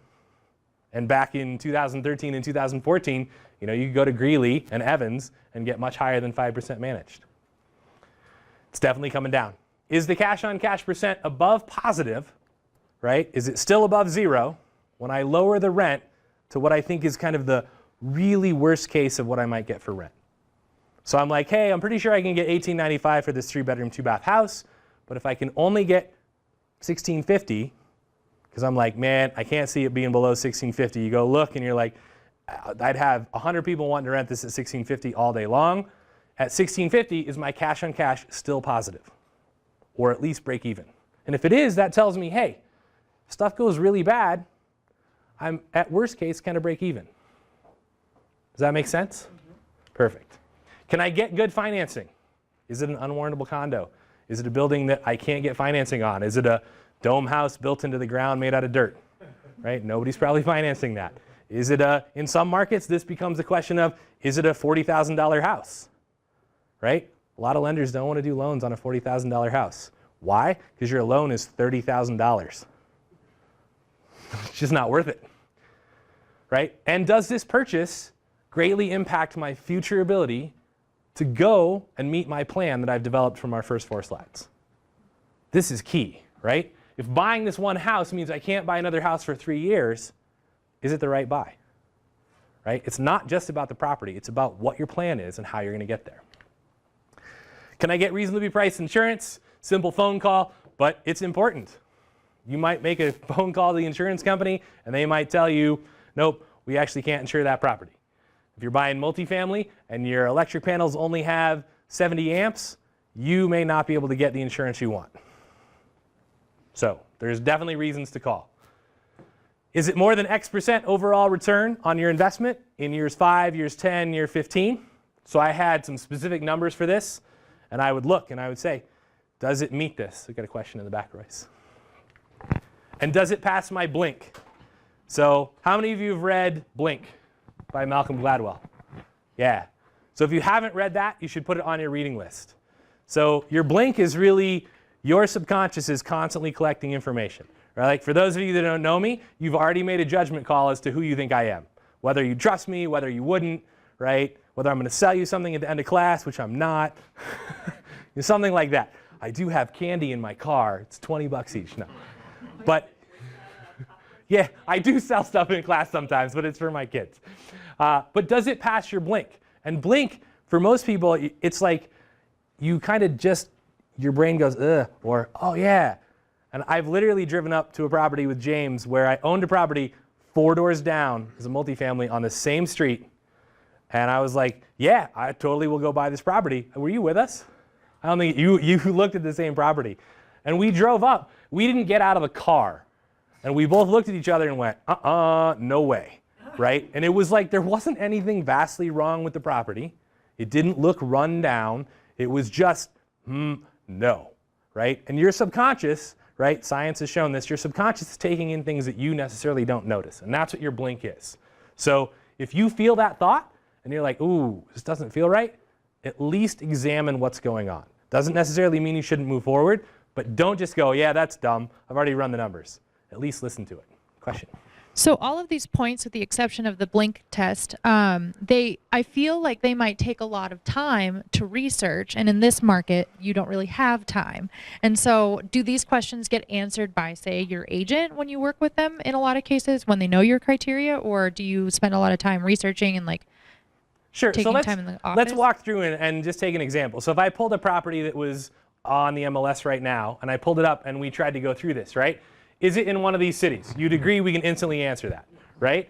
And if not, can I buy it at a 10% discount? That's going to take a little more research, right? But let's say it's in Fort Collins. Yes, I've already researched Fort Collins, so I already understand that I want to buy there, right? This is really meant for, hey, if I'm buying outside of the areas I know, I need to make sure that this is a decent neighborhood. So yes, skip. I can look at the listing and find out if it's built here. I can make one phone call and 5 minutes later know if it's in a floodplain to James. Is it almost rent ready? I'm going to look at the pictures. I'm going to basically know. I'm going to find out more when I go see the property, right? But definitely when I view the property, I know. Is it a property I want to own in 10 plus years? This really depends on what you're trying to buy and what your plan is and your goals. So you should be able to answer that. Does it have this? The spreadsheet last week should take you 5 minutes to input the numbers. You should have that answer, at least rough, right? And then you go see the property and you adjust those numbers, right? Is this is the same thing. Both of these happen in the spreadsheet. Can you get good financing? Well, you've already done your due diligence to know what financing you can get, right? This is why we build from the ground up, So yes, this one, have a discussion with your lender, but you don't have to have that one right away, right? Is it going to greatly impact you? Hey, lender, can I get this loan? And what's it going to do to me buying the next 3 properties I want to buy? You can have that discussion. Can I get reasonably priced insurance? Again, if you already have your insurance agent, simple phone call, you tell them the property address, they look it up. Yeah, it's going to cost you $1,200 a year. You're good to go. And this is in the spreadsheet. So in 10 or 15 minutes, maybe a half an hour, I think you can get there, right? Does that make sense? Or do you feel like I cheated that answer? Okay. I just want to make sure you believe it, because if you don't, then I want to dive in more. I think one of the big things is, like, it's going to take you a long time on the first property you analyze, right? So don't start analyzing the property you're going to buy right away. Go plug in information on 100 properties. Everyone that comes across, go have your agent start sending you listings that are in these cities and your price range, and then start making adjustments, right? Yes. Start plugging that stuff in so that when the actual property comes across your plate, you're well practiced, you're ready to go. You're not questioning the numbers that you have and that you're plugging in. You want to be able to trust what your experience that you've now built up. Yeah. Like, as an example, I mean, I probably saw 300 properties with James in 2013, right? And the market was slower, right? So he had much more time to, like, tool around with me and go look at every house I wanted to see. But it was also, I would analyze all those properties as they came in and be like, here's the next 8 in priority order. And we'd go look at them when he had time. And then, but now it's like, I've analyzed so many houses and built the spreadsheet, and it doesn't, I don't even need to really run the numbers anymore, because you go, okay, this is the property, this is how much it costs, this is what I think it can rent for based on my knowledge of rent comps from other properties I already own. And you go, okay, I can make a general judgment of whether it's going to kind of fit in my criteria. And then in this market, I'm calling James, hey, let's go look at the property, and then I'm going to run the numbers after that. So it just depends on your market and how fast you need to move. But yes, do not wait to start analyzing properties and plugging them into the spreadsheet until you're like, oh, this one looks good. Like, no. Like, analyze 100 properties and you'll be so much better. 2 or 3 a day, your knowledge base builds up so fast. And I'll also throw out there, too, that you should be driving through neighborhoods you're considering purchasing in different times of day, just to get a feeling if you don't already know those areas. Yes, that's a great point. Yeah, drive your neighborhoods. Hey, here's 5 houses I saw today. Go drive by those houses and see how they look. See what the neighborhoods look like. And then you start learning, oh, I know what, Mountain Range Shadows looks like. I know what Eagle Ranch Estates looks like. I know what, Provincetown looks like. Yeah. We always use those too. I know. I'm like, who's buying investment properties at Eagle Ranch? I don't know. Maybe Royce is nomading. I don't know. It's a nice nomad. So, we have another question. And it's very important to drive by different times of day. Yes. Especially in the evening, because there are certain ones in Greeley, you drive by in the evening and you're like, wow. Yep, that's a very good point. Yeah, drive by, and there are some properties in Greeley and Evans that you drive by in the middle of the day and you're like, why are there so many people just standing around staring at me? It's very awkward, I will tell you. You're almost like, I feel unsafe all of a sudden. So, finding properties in the MLS, right? So how do we find those properties to analyze?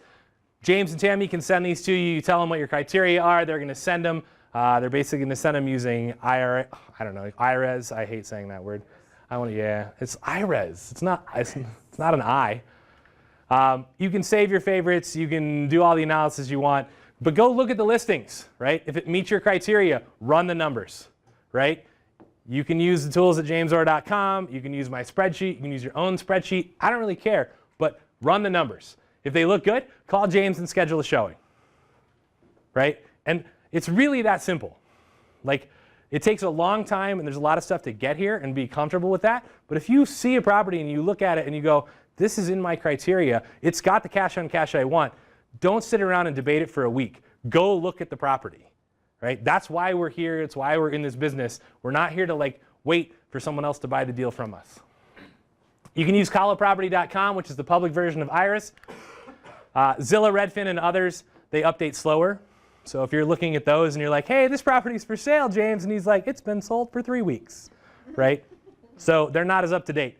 Colo Property is literally kind of the copy of what they see on the agent side.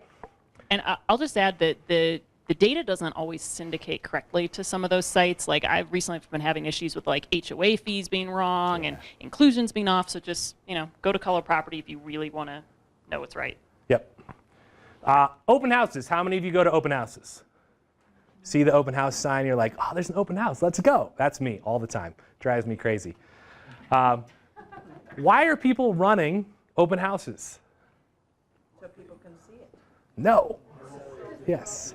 Because they have to, right? Aren't they required to? No, you don't have to. You can ask your agent to run them. Yeah. This is a marketing tool for the agent with the open house. Suddenly, you're driving around the neighborhood and you're like, oh, we might want to live in that neighborhood, and you walk in the open house and you don't have an agent. What do you think that agent is there for? I can be your agent. I can help you buy this house. That is how agents get clients.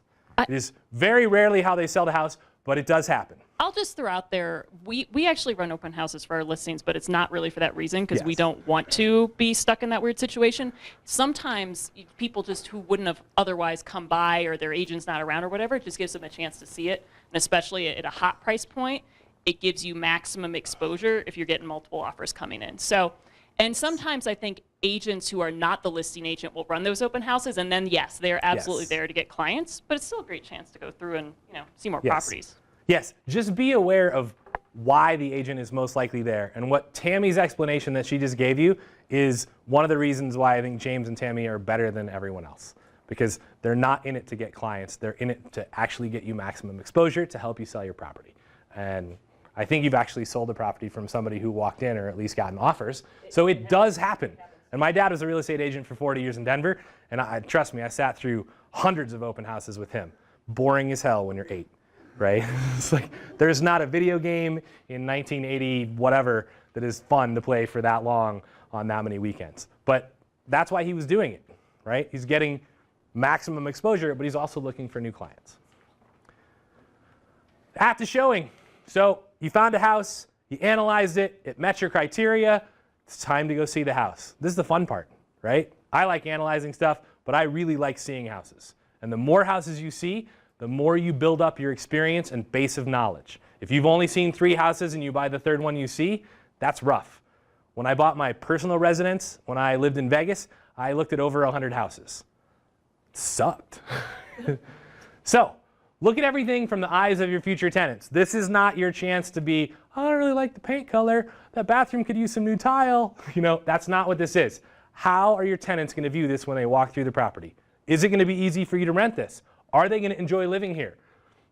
Right? Look at the flooring, the paint, the layout, the appliances, and which ones, right?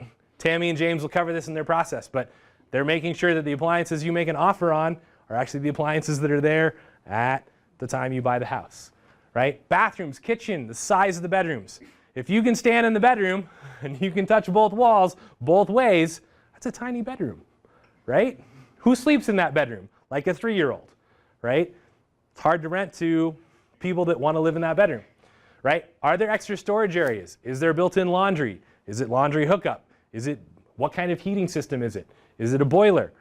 Is it electric? Is it baseboard? Is it central air? Does it have air conditioning? All those things, right? That's what you're looking at. Pretend you're a tenant of the type who would rent this property. Is the yard fenced? Like 75 to 80% of people have pets. So you're not renting to pets, maybe you don't care about fenced yard. But I don't know what the percentage of people that have kids is, but they also want a fenced yard, especially if their kids are younger. So pets or kids, we're probably close to 100%, right? Roof, obviously you're not getting up and walking around, but you can back up and look at a roof and generally tell, is there anything major wrong with it? You see humps in the roof or valleys, that's a problem, right? How's the paint? How's the siding? I don't encourage you to do this, but inspectors will do this. They'll walk up and they'll take a screwdriver and they'll tap on some wood and they'll try and stick the screwdriver in. Is the wood rotting?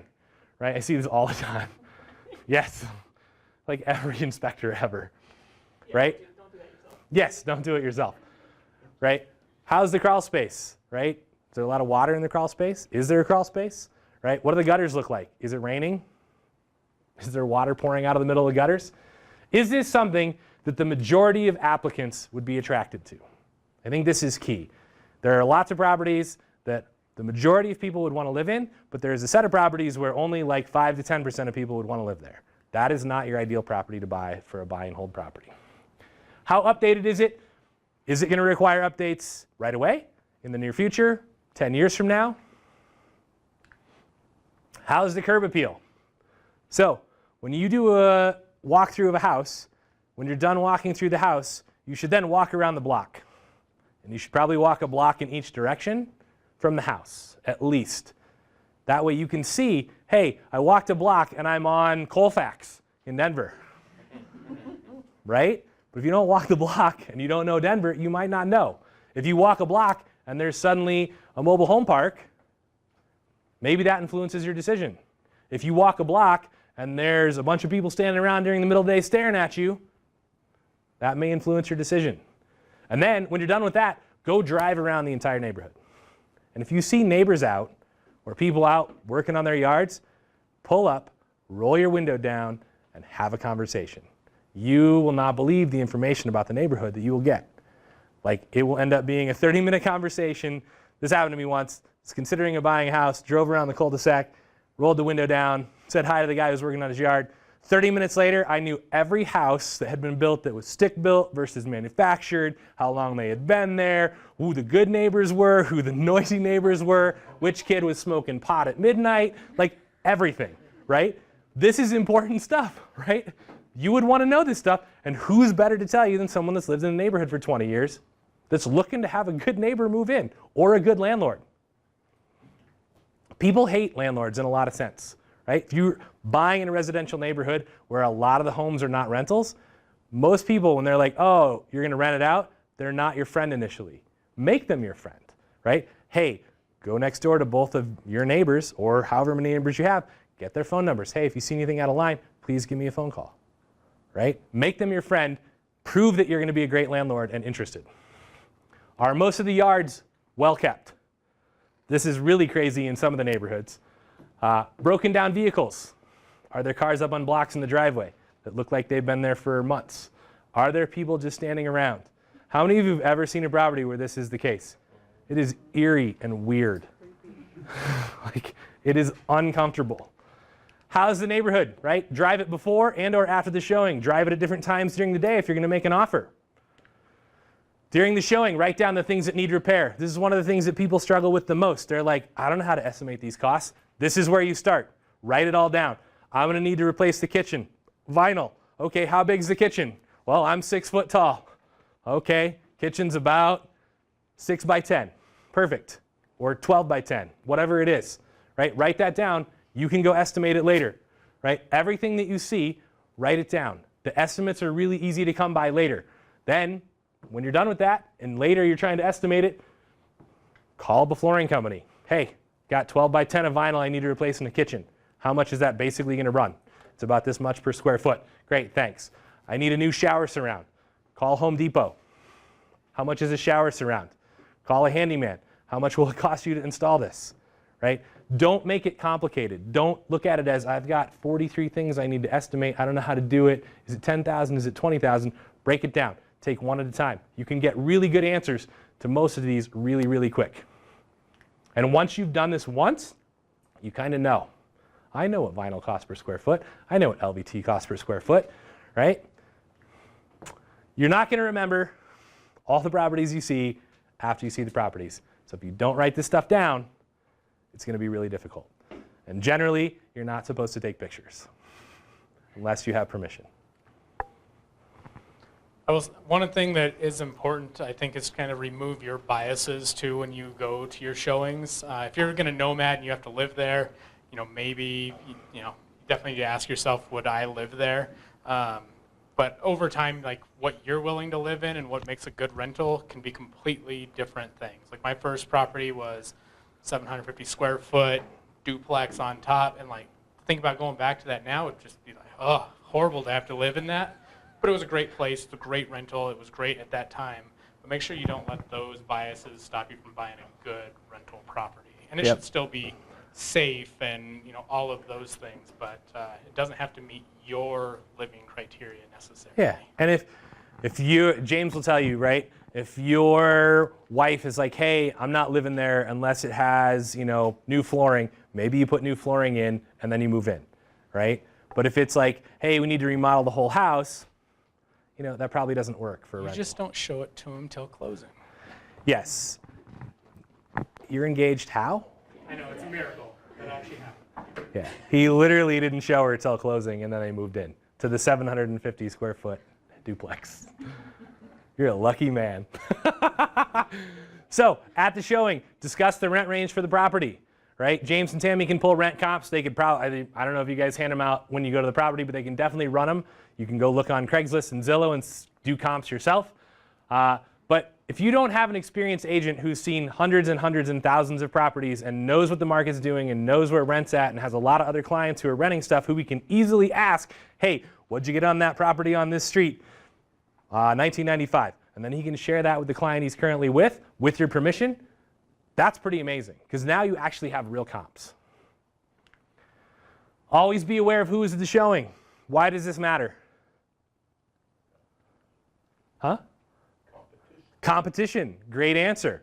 If there's other people that are there viewing the house at the same time you are, and you're like, yeah, we're going to offer 10K over, and they really want it, you've given away your position. Who else are we worried about? Nanny cams. Nanny cam. We're actually worried about the seller, right? So is the seller there? Is the seller's agent there? Is there a tenant there? All of these are potentially interesting things. Don't say stuff inside the house to give away your position. You never know. A nanny cam could be running and recording your conversation, right? You could be giving away your entire negotiation position just by talking, and you have no idea. Ask questions, especially to tenants. When I see properties with tenants, I ask them all sorts of questions. How long have you been here? How do you like it here? What's not working well? How's the neighborhood? Same stuff you'd ask a neighbor, just different questions slightly, right? All of those things are great information for you. Yeah, the furnace has never worked really well, blah, blah, blah. Like, you get all sorts of information. Some tenants are a little shy, but once you crack that first barrier and they tell you one thing that's wrong, the whole list will roll out. Do you like living here? I basically covered these.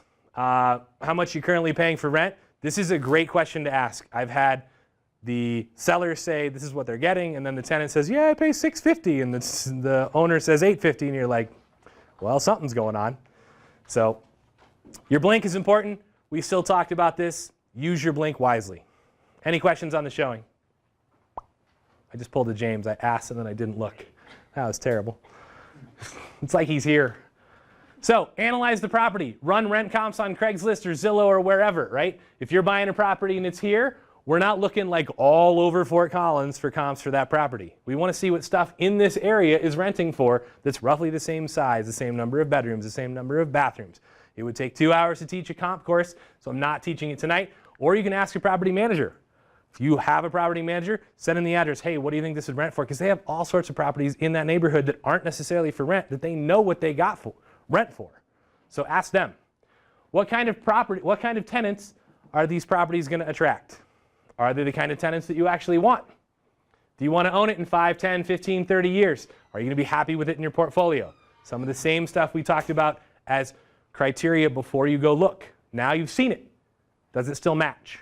We're double checking. Plug everything into the analysis spreadsheet now that you know. How much are your repairs going to cost? What do you actually think rent is going to be now that you've seen it? Right? What are you willing to offer? Estimate conservatively for numbers you don't know. The goal here is not to convince ourselves to buy a property. The goal is to buy a great property because buying is like 90% of your initial win. Play with the numbers you're not sure about to see how it changes the overall return. If you're like, well, you know, maintenance could be 8% or it could be 15%. See what it's like at 8, see what it's like at 12, see what it's like at 15. Are you okay in all three scenarios? How can you impact that?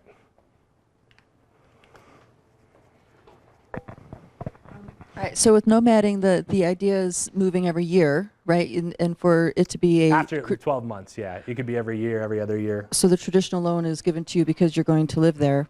Now, is there a chance that that kind of policy would change? Because I know the state that we moved here from, it was 3 years you had to be in the home. Is there... I mean, the policy could always change, but it's not going to change for the loan that you have because it's documented in your loan docs. Okay. Right? They can't retroactively go back and say, oh, Sure. now you need to live there 3 years. Okay. Yeah. I'm just curious if there's ever been any talk in the industry at all of it being changed. I've never even heard of anything longer than 12 months. But The owner-occ, I mean, those are government-backed loans. Yeah, I mean, it's and Fannie, pretty- so I can't imagine state pretty would locked. matter unless it was a non-Fannie loan because it's a government-backed program. So, if rent is $17.95, what does it look like at $15.95? Same thing we talked about before. Now you've actually got your rent number that you think it's going to rent for. What does it look like if it's much worse than that? Obviously, if it's much better, awesome, right? And in the spreadsheet, there's a rent sensitivity table that does that for you. So you can literally plug in the numbers, and the sensitivity table will show you exactly what it looks like at all sorts of different rents. Determine if this meets your criteria for cash on cash and overall return on investment. If not, pass. If it does, the fun begins, right? What's your opportunity cost of buying this house? This is an interesting one. Hey, it's a great deal. Should I buy it? Well, does it impact your ability to buy another house for 5 years? Why? Because you're buying the most expensive house you can buy and your income's not going to catch up and they're not going to recognize your rent as income for 2 years because it's the first property you bought. Maybe you don't buy this one. Maybe you find something that's less expensive. Maybe you partner. There's all sorts of answers to that. But think about, right? Every purchasing decision you make, you are using money, you are using loan spots. What is the opportunity cost of buying that? So kind of a double check, give yourself another way to think about it. And then decide if you want to make an offer. And then if it's great, just make the offer, right? Take action. So this is one of the biggest things that we teach here at NCRAG is once you've done all this work, if you get there and you're like, this is a great property, and then you don't go make an offer, why are you here?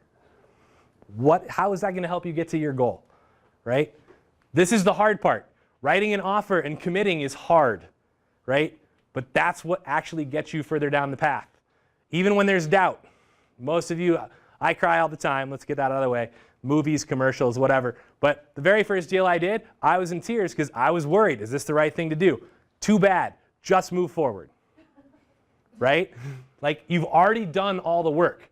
The rest of it's just fear, right? And almost all that fear is probably irrational because you've already done all of your homework. You've already proven to yourself that it's a great deal. Don't lose it to me because you didn't put an offer in right away, right? And timing in our market is critical, whether it's single-family homes, even more so for multifamily. The last multifamily property that I bought was in February, and it was literally offer made, sight unseen, because we knew 8 other people were going to look at it tomorrow. Got the offer accepted and got the deal done. Use the contract to handle your risk, right? How on earth did you buy a property without seeing it, Brian? Are you an idiot? Why are you teaching this class? I suddenly don't believe anything you've said, right? But in the contract, it's like we still get to walk the units. We have an inspection clause that says, hey, if there's any major system wrong that's more than $2,000 for any one expense, then we can object. Otherwise, we're buying the property. Because that's what you're looking to do. Waiting a few days in our market, this is not even an option. Waiting a few hours sometimes can cost you a deal. Bryce. One thing that's a valuable, task is to go on ahead and, if you have a property that you got most of the way there, you thought you were going to submit an offer, go on ahead and work through actually having the contract written up and submit your best offer. There's a chance, right? I don't know, you find a duplex in Fort Collins, you're like, I'm going to submit asking price, or maybe you can't afford that much, so you submit something under. You're probably not going to get it, but going through that task of actually all the steps through, getting it submitted, it makes it so much easier when you do it for something that you're actually going after. So, sorry, Tammy. I totally remember you doing that too. No, we will do like a mock offer, even you don't need to submit if you're a new client, you haven't seen the contract, just to give you a chance to see what this would look like. Yeah. We're not going to lowball 10 properties Right. in a row, but yeah. Yeah. So your agent's going to need a bunch of information. I'm not really going to drive through this because you can read them all, but what are you buying? What's your legal name? What's the price? What's your down payment? What type of financing are you using? Right? This is why we do all that work up front so that you have these answers and your agent probably already knows most of this stuff. Right? When I make an offer, Tammy's like, confirm the offer price, confirm your seller concessions. What entity do you want to buy this property in? Things like that. Right? How long do you want to ask the seller? How long do you want to give them to actually respond to your offer? Anything else you want in the contract. And then your agent's going to write it up, and they're going to send it to the seller, and they're going to present it to the seller. Somebody's playing a song. I know, I was like, is it the mic? Yeah, somebody's playing Pac-Man in the back row. Making an offer, earnest money deadline, right? Typically, you're going to use the alternative earnest money deadline. Since you're going to sign docs online using DocuSign, it usually gives you 2 to 3 days to actually get the check to title for your earnest money. Seller concessions. We talked about this last week. Go watch that presentation. You can use seller concessions in many cases to help finance your closing costs. This is super key. I did the analysis last week. It's literally like a 16-year payback time if you don't do this. Basically, you're going to raise the price of the house and your offer by the price you want to have seller concessions rolled in. And that may or may not work in this market because the seller may be afraid it's not going to appraise for that extra amount, but it's still worth a try in most cases. Acceptance deadline, how much time do you want to give them to respond? What happens if it's signed after the deadline? You give them till midnight and they sign it and send it back to you the next day at 8. What do? Yeah. You move forward like nothing has happened. I don't know. Tammy, what do you recommend? That's what I do. Depending on the situation, probably just have everyone initial like that it was, you know, yeah. Yep. MEC versus fixed dates. MEC, anyone know what that stands for? Mutually executed contract. I'm glad you said it first because I apparently can't say it. Versus fixed dates. So mutually executed contract, when you put dates in the contract, if you put, hey, you know, today's date is, you know, acceptance of the contract, and you base everything off of the contract being signed today and the contract actually gets signed a week later, all your dates are off. So if you base them on the date the contract was signed plus X number of days, it's much easier. Many other disclosures, obviously square footage, source of water, lead-based paint, depending on the age of the property, occupancy limit disclosures, depending on the city you're in.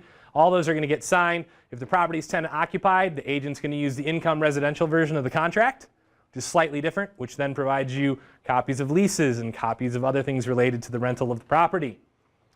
New construction. How many of you have bought new construction? Personal use or resident or for rentals? How many of you have read the clause in there that is the PITA clause, the pain in the ass clause? If you are a giant pain in the ass to the builder, they can literally, in most cases, give you a little bit of money and kick you to the curb, regardless of what you want to do.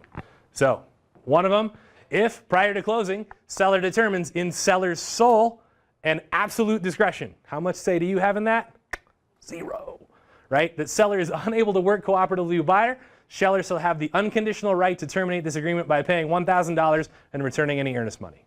So if you were a giant headache, you may just get $1,000 out of it. This could be a new profit center. Tammy, I'd like to buy 300 houses in a new neighborhood. It's just going to be a giant pain. I can make $300K in like a month, right? No. But seriously, you have to be aware that the builder has a lot of control, right? They have control of your end date, when your house is built, when you can close. The builder is in a lot of control. The contract they use is not the regular contract. It does not have buyer protections like the regular one does. Discuss counteroffers if they come back, right? Your seller may say, we like your offer, but we'd like to change this date, or we'd like to change the price, or we'd like to change your seller concessions, or whatever it is. How to strengthen your offer. And Tammy, feel free to chime in on this one. You'd offer more money. Seems obvious. Everybody's shaking their head. Nope, we're already offering enough. Your agent calls their agent and has a discussion. What is the seller looking for? James and Tammy are really good at this. Most agents should be pretty tight-lipped about what their client is actually wanting. Have they moved out yet? Do they have 2 mortgage payments? All that stuff, right? Knowledge that helps you get an advantage.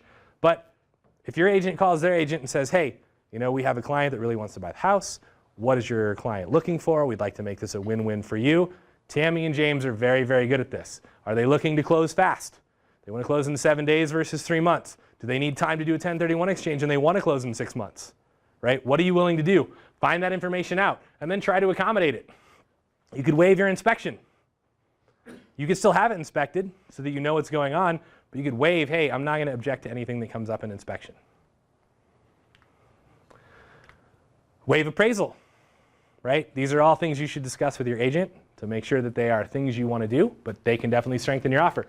Waive your appraisal. The problem is, if the appraisal comes in and it's below the purchase price, you're going to have to either forfeit your earnest money or you're going to have to come up with the extra money or negotiate, right? But at this point, if you waived your appraisal as a part of strengthening your offer, and I'm the seller, I'm like, well, you know, he kind of figured he had the extra money. Tammy. I was going to say, I don't know if it's your next bullet point, but if you're waiving your appraisal but you're still getting a loan, you definitely want to show proof of funds to make up the difference if it doesn't appraise. Otherwise, it doesn't mean a lot because you can still terminate on loan. Yep. You don't actually have the money. Yep. So loan objection, right? This is basically if you can't get your loan, you could waive that. So if you are, you know you're going to get the loan, you're already previously approved, you've had full underwriting, and you're fairly confident, maybe you want to waive this. Higher earnest money, some people think this is a big deal. In most cases, it's really not, especially to experienced agents that are talking to their sellers. It doesn't matter. Most of the time, earnest money, when contracts get canceled, gets refunded. It's a very small percentage of time where earnest money actually doesn't get refunded. And it's probably in cases of high negligence. Tammy.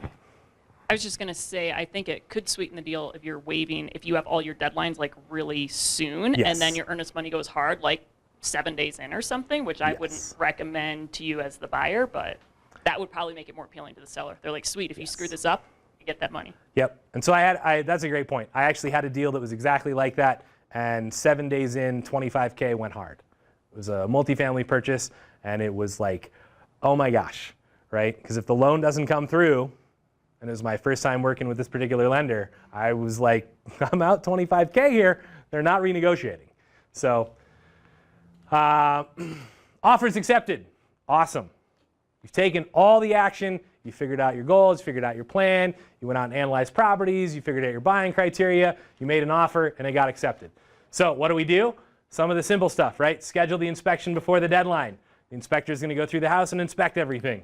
If you have any questions, just ask. I'm going to go fairly quickly through a couple slides. Be at the inspection. Walk around the inspector, ask him questions, right? What's going to need fixed? How long does the furnace have left? What year was the water heater actually installed? How old is it? What do you think about it? I've seen water heaters that are 29 years old and still running. I've seen water heaters that are 7 years old that are about to fail. So I think the lesson there is buy really old water heaters and install them. And no, don't do that.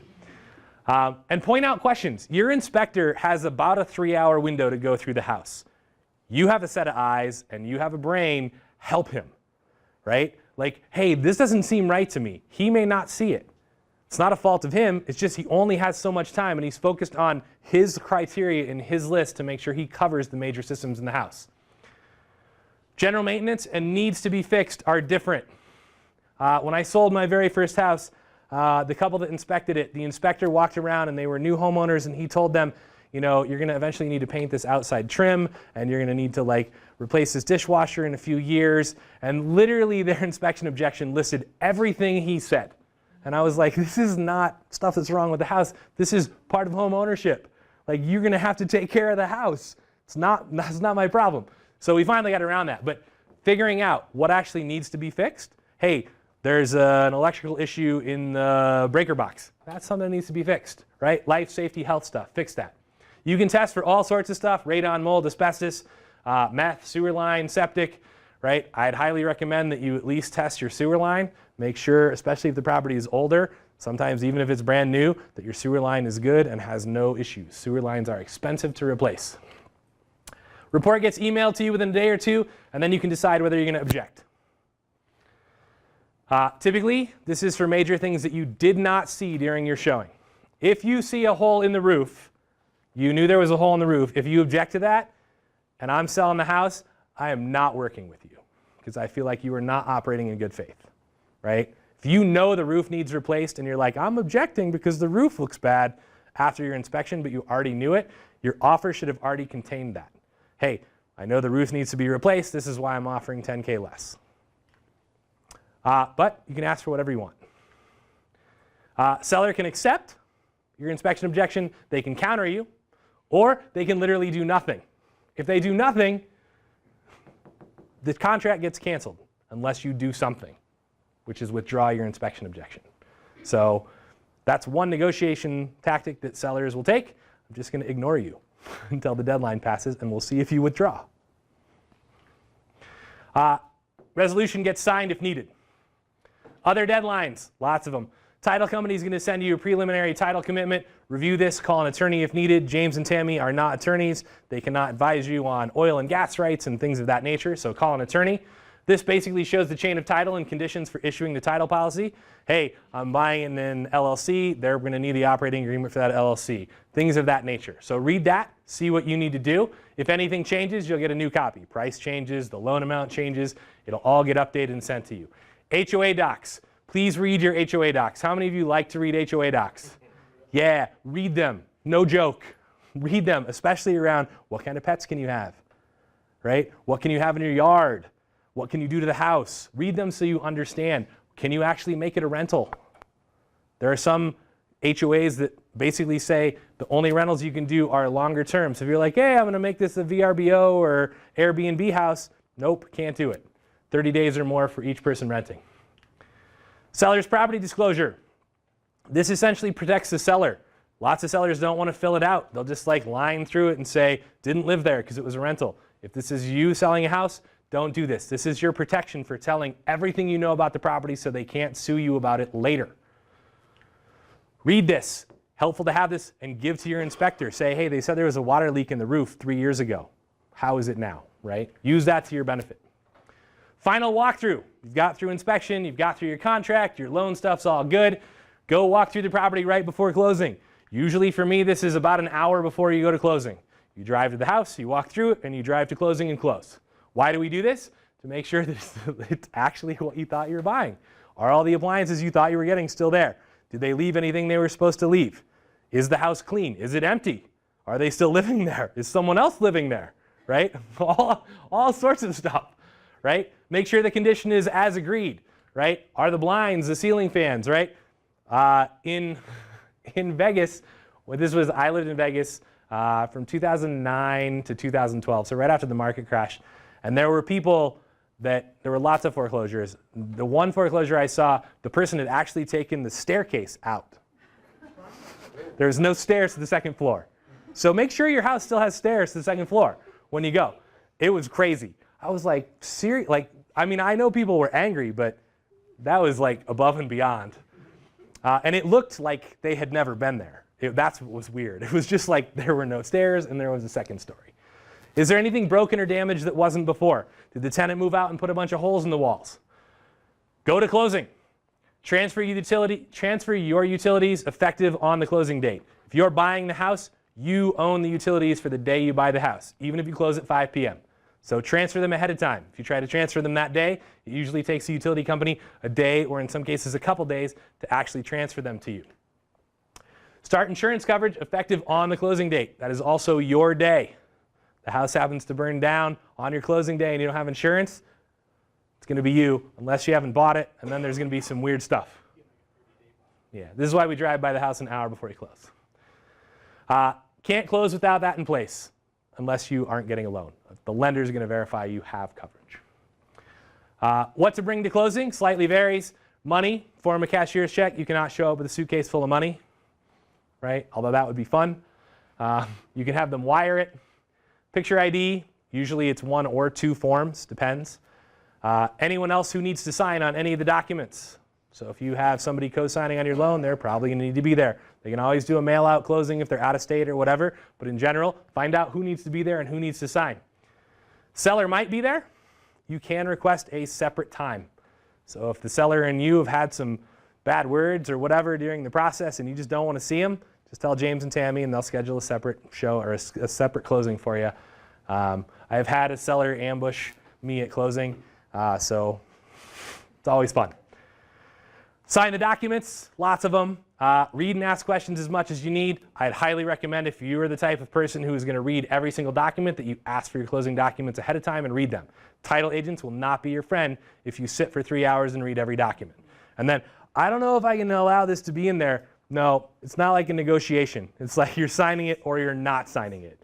Fannie Mae is not negotiating with you on the loan. They're not changing the deed of trust just for you. The note, the deed of trust, and closing disclosure are the most important. You do want to make sure the information is correct.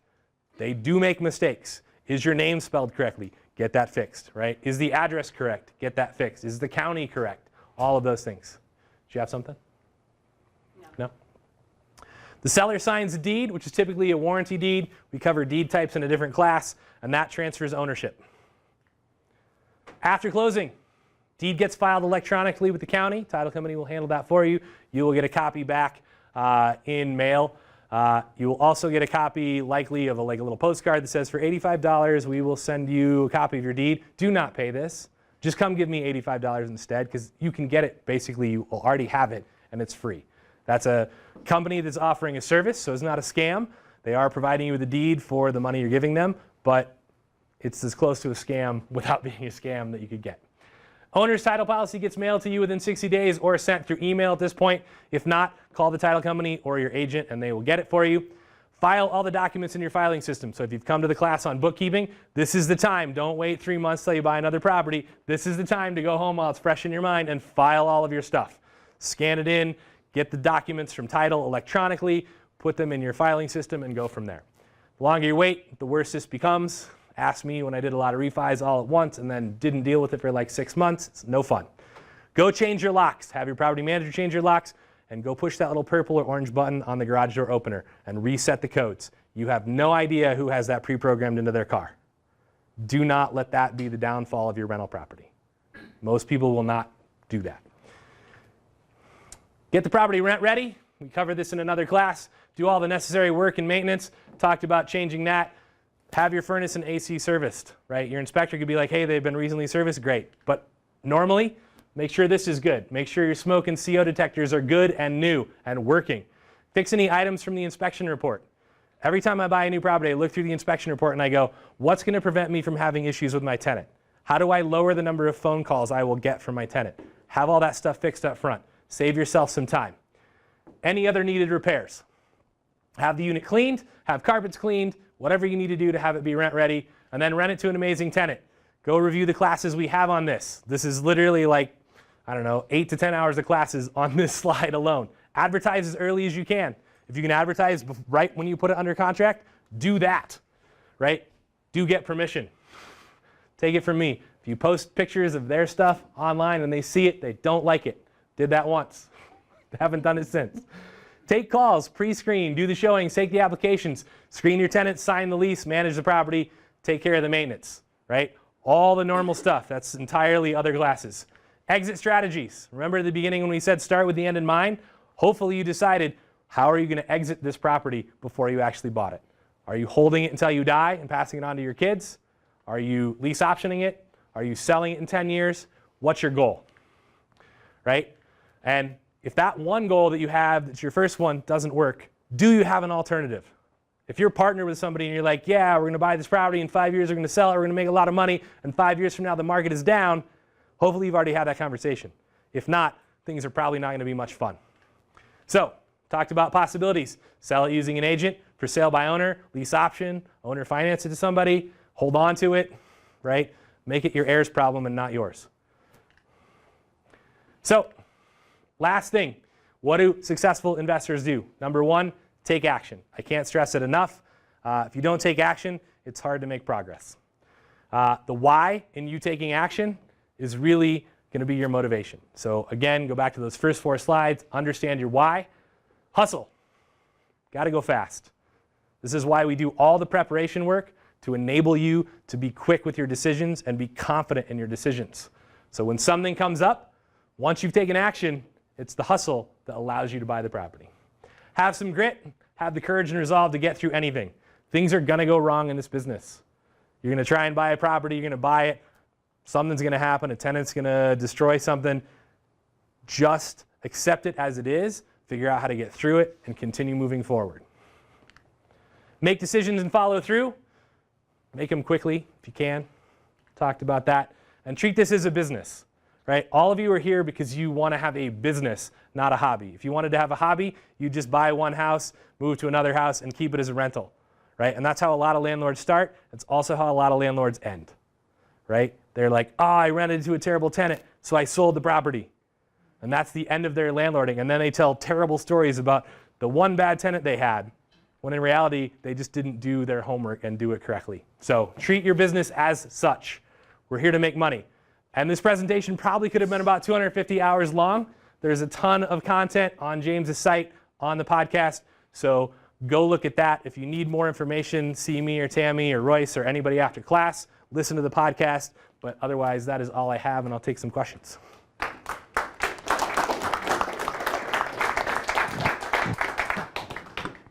$250 hours in 2 hours and 5 minutes. That's not bad. Just It a is really, hot in here, though. just a really quick question about the financing, private lending. How do you decide, like, what makes you choose whether you're going to go with a private lender versus a traditional mortgage company? And how do you find these people? So there is a financing class. That'll be the beginning of my answer. There's a class on this.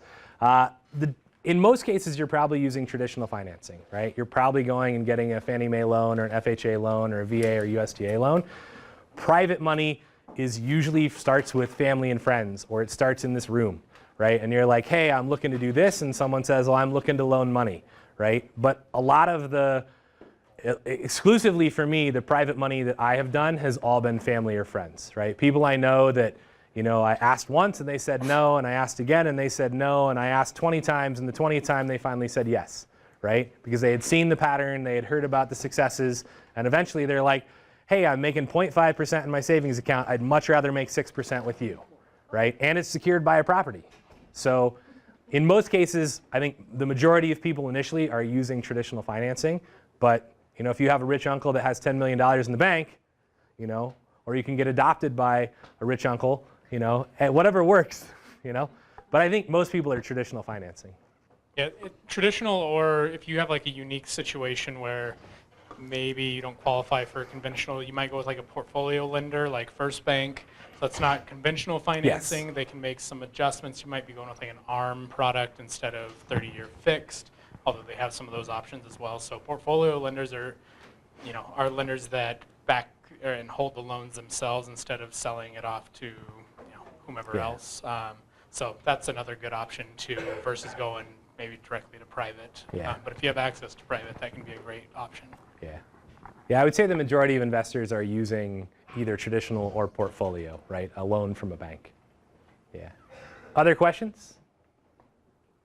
Look at that. All right, well, you can ask me after class. I'll stop the recording and stick around for the class after class. Otherwise, we will see you next week, not here at Ryan's.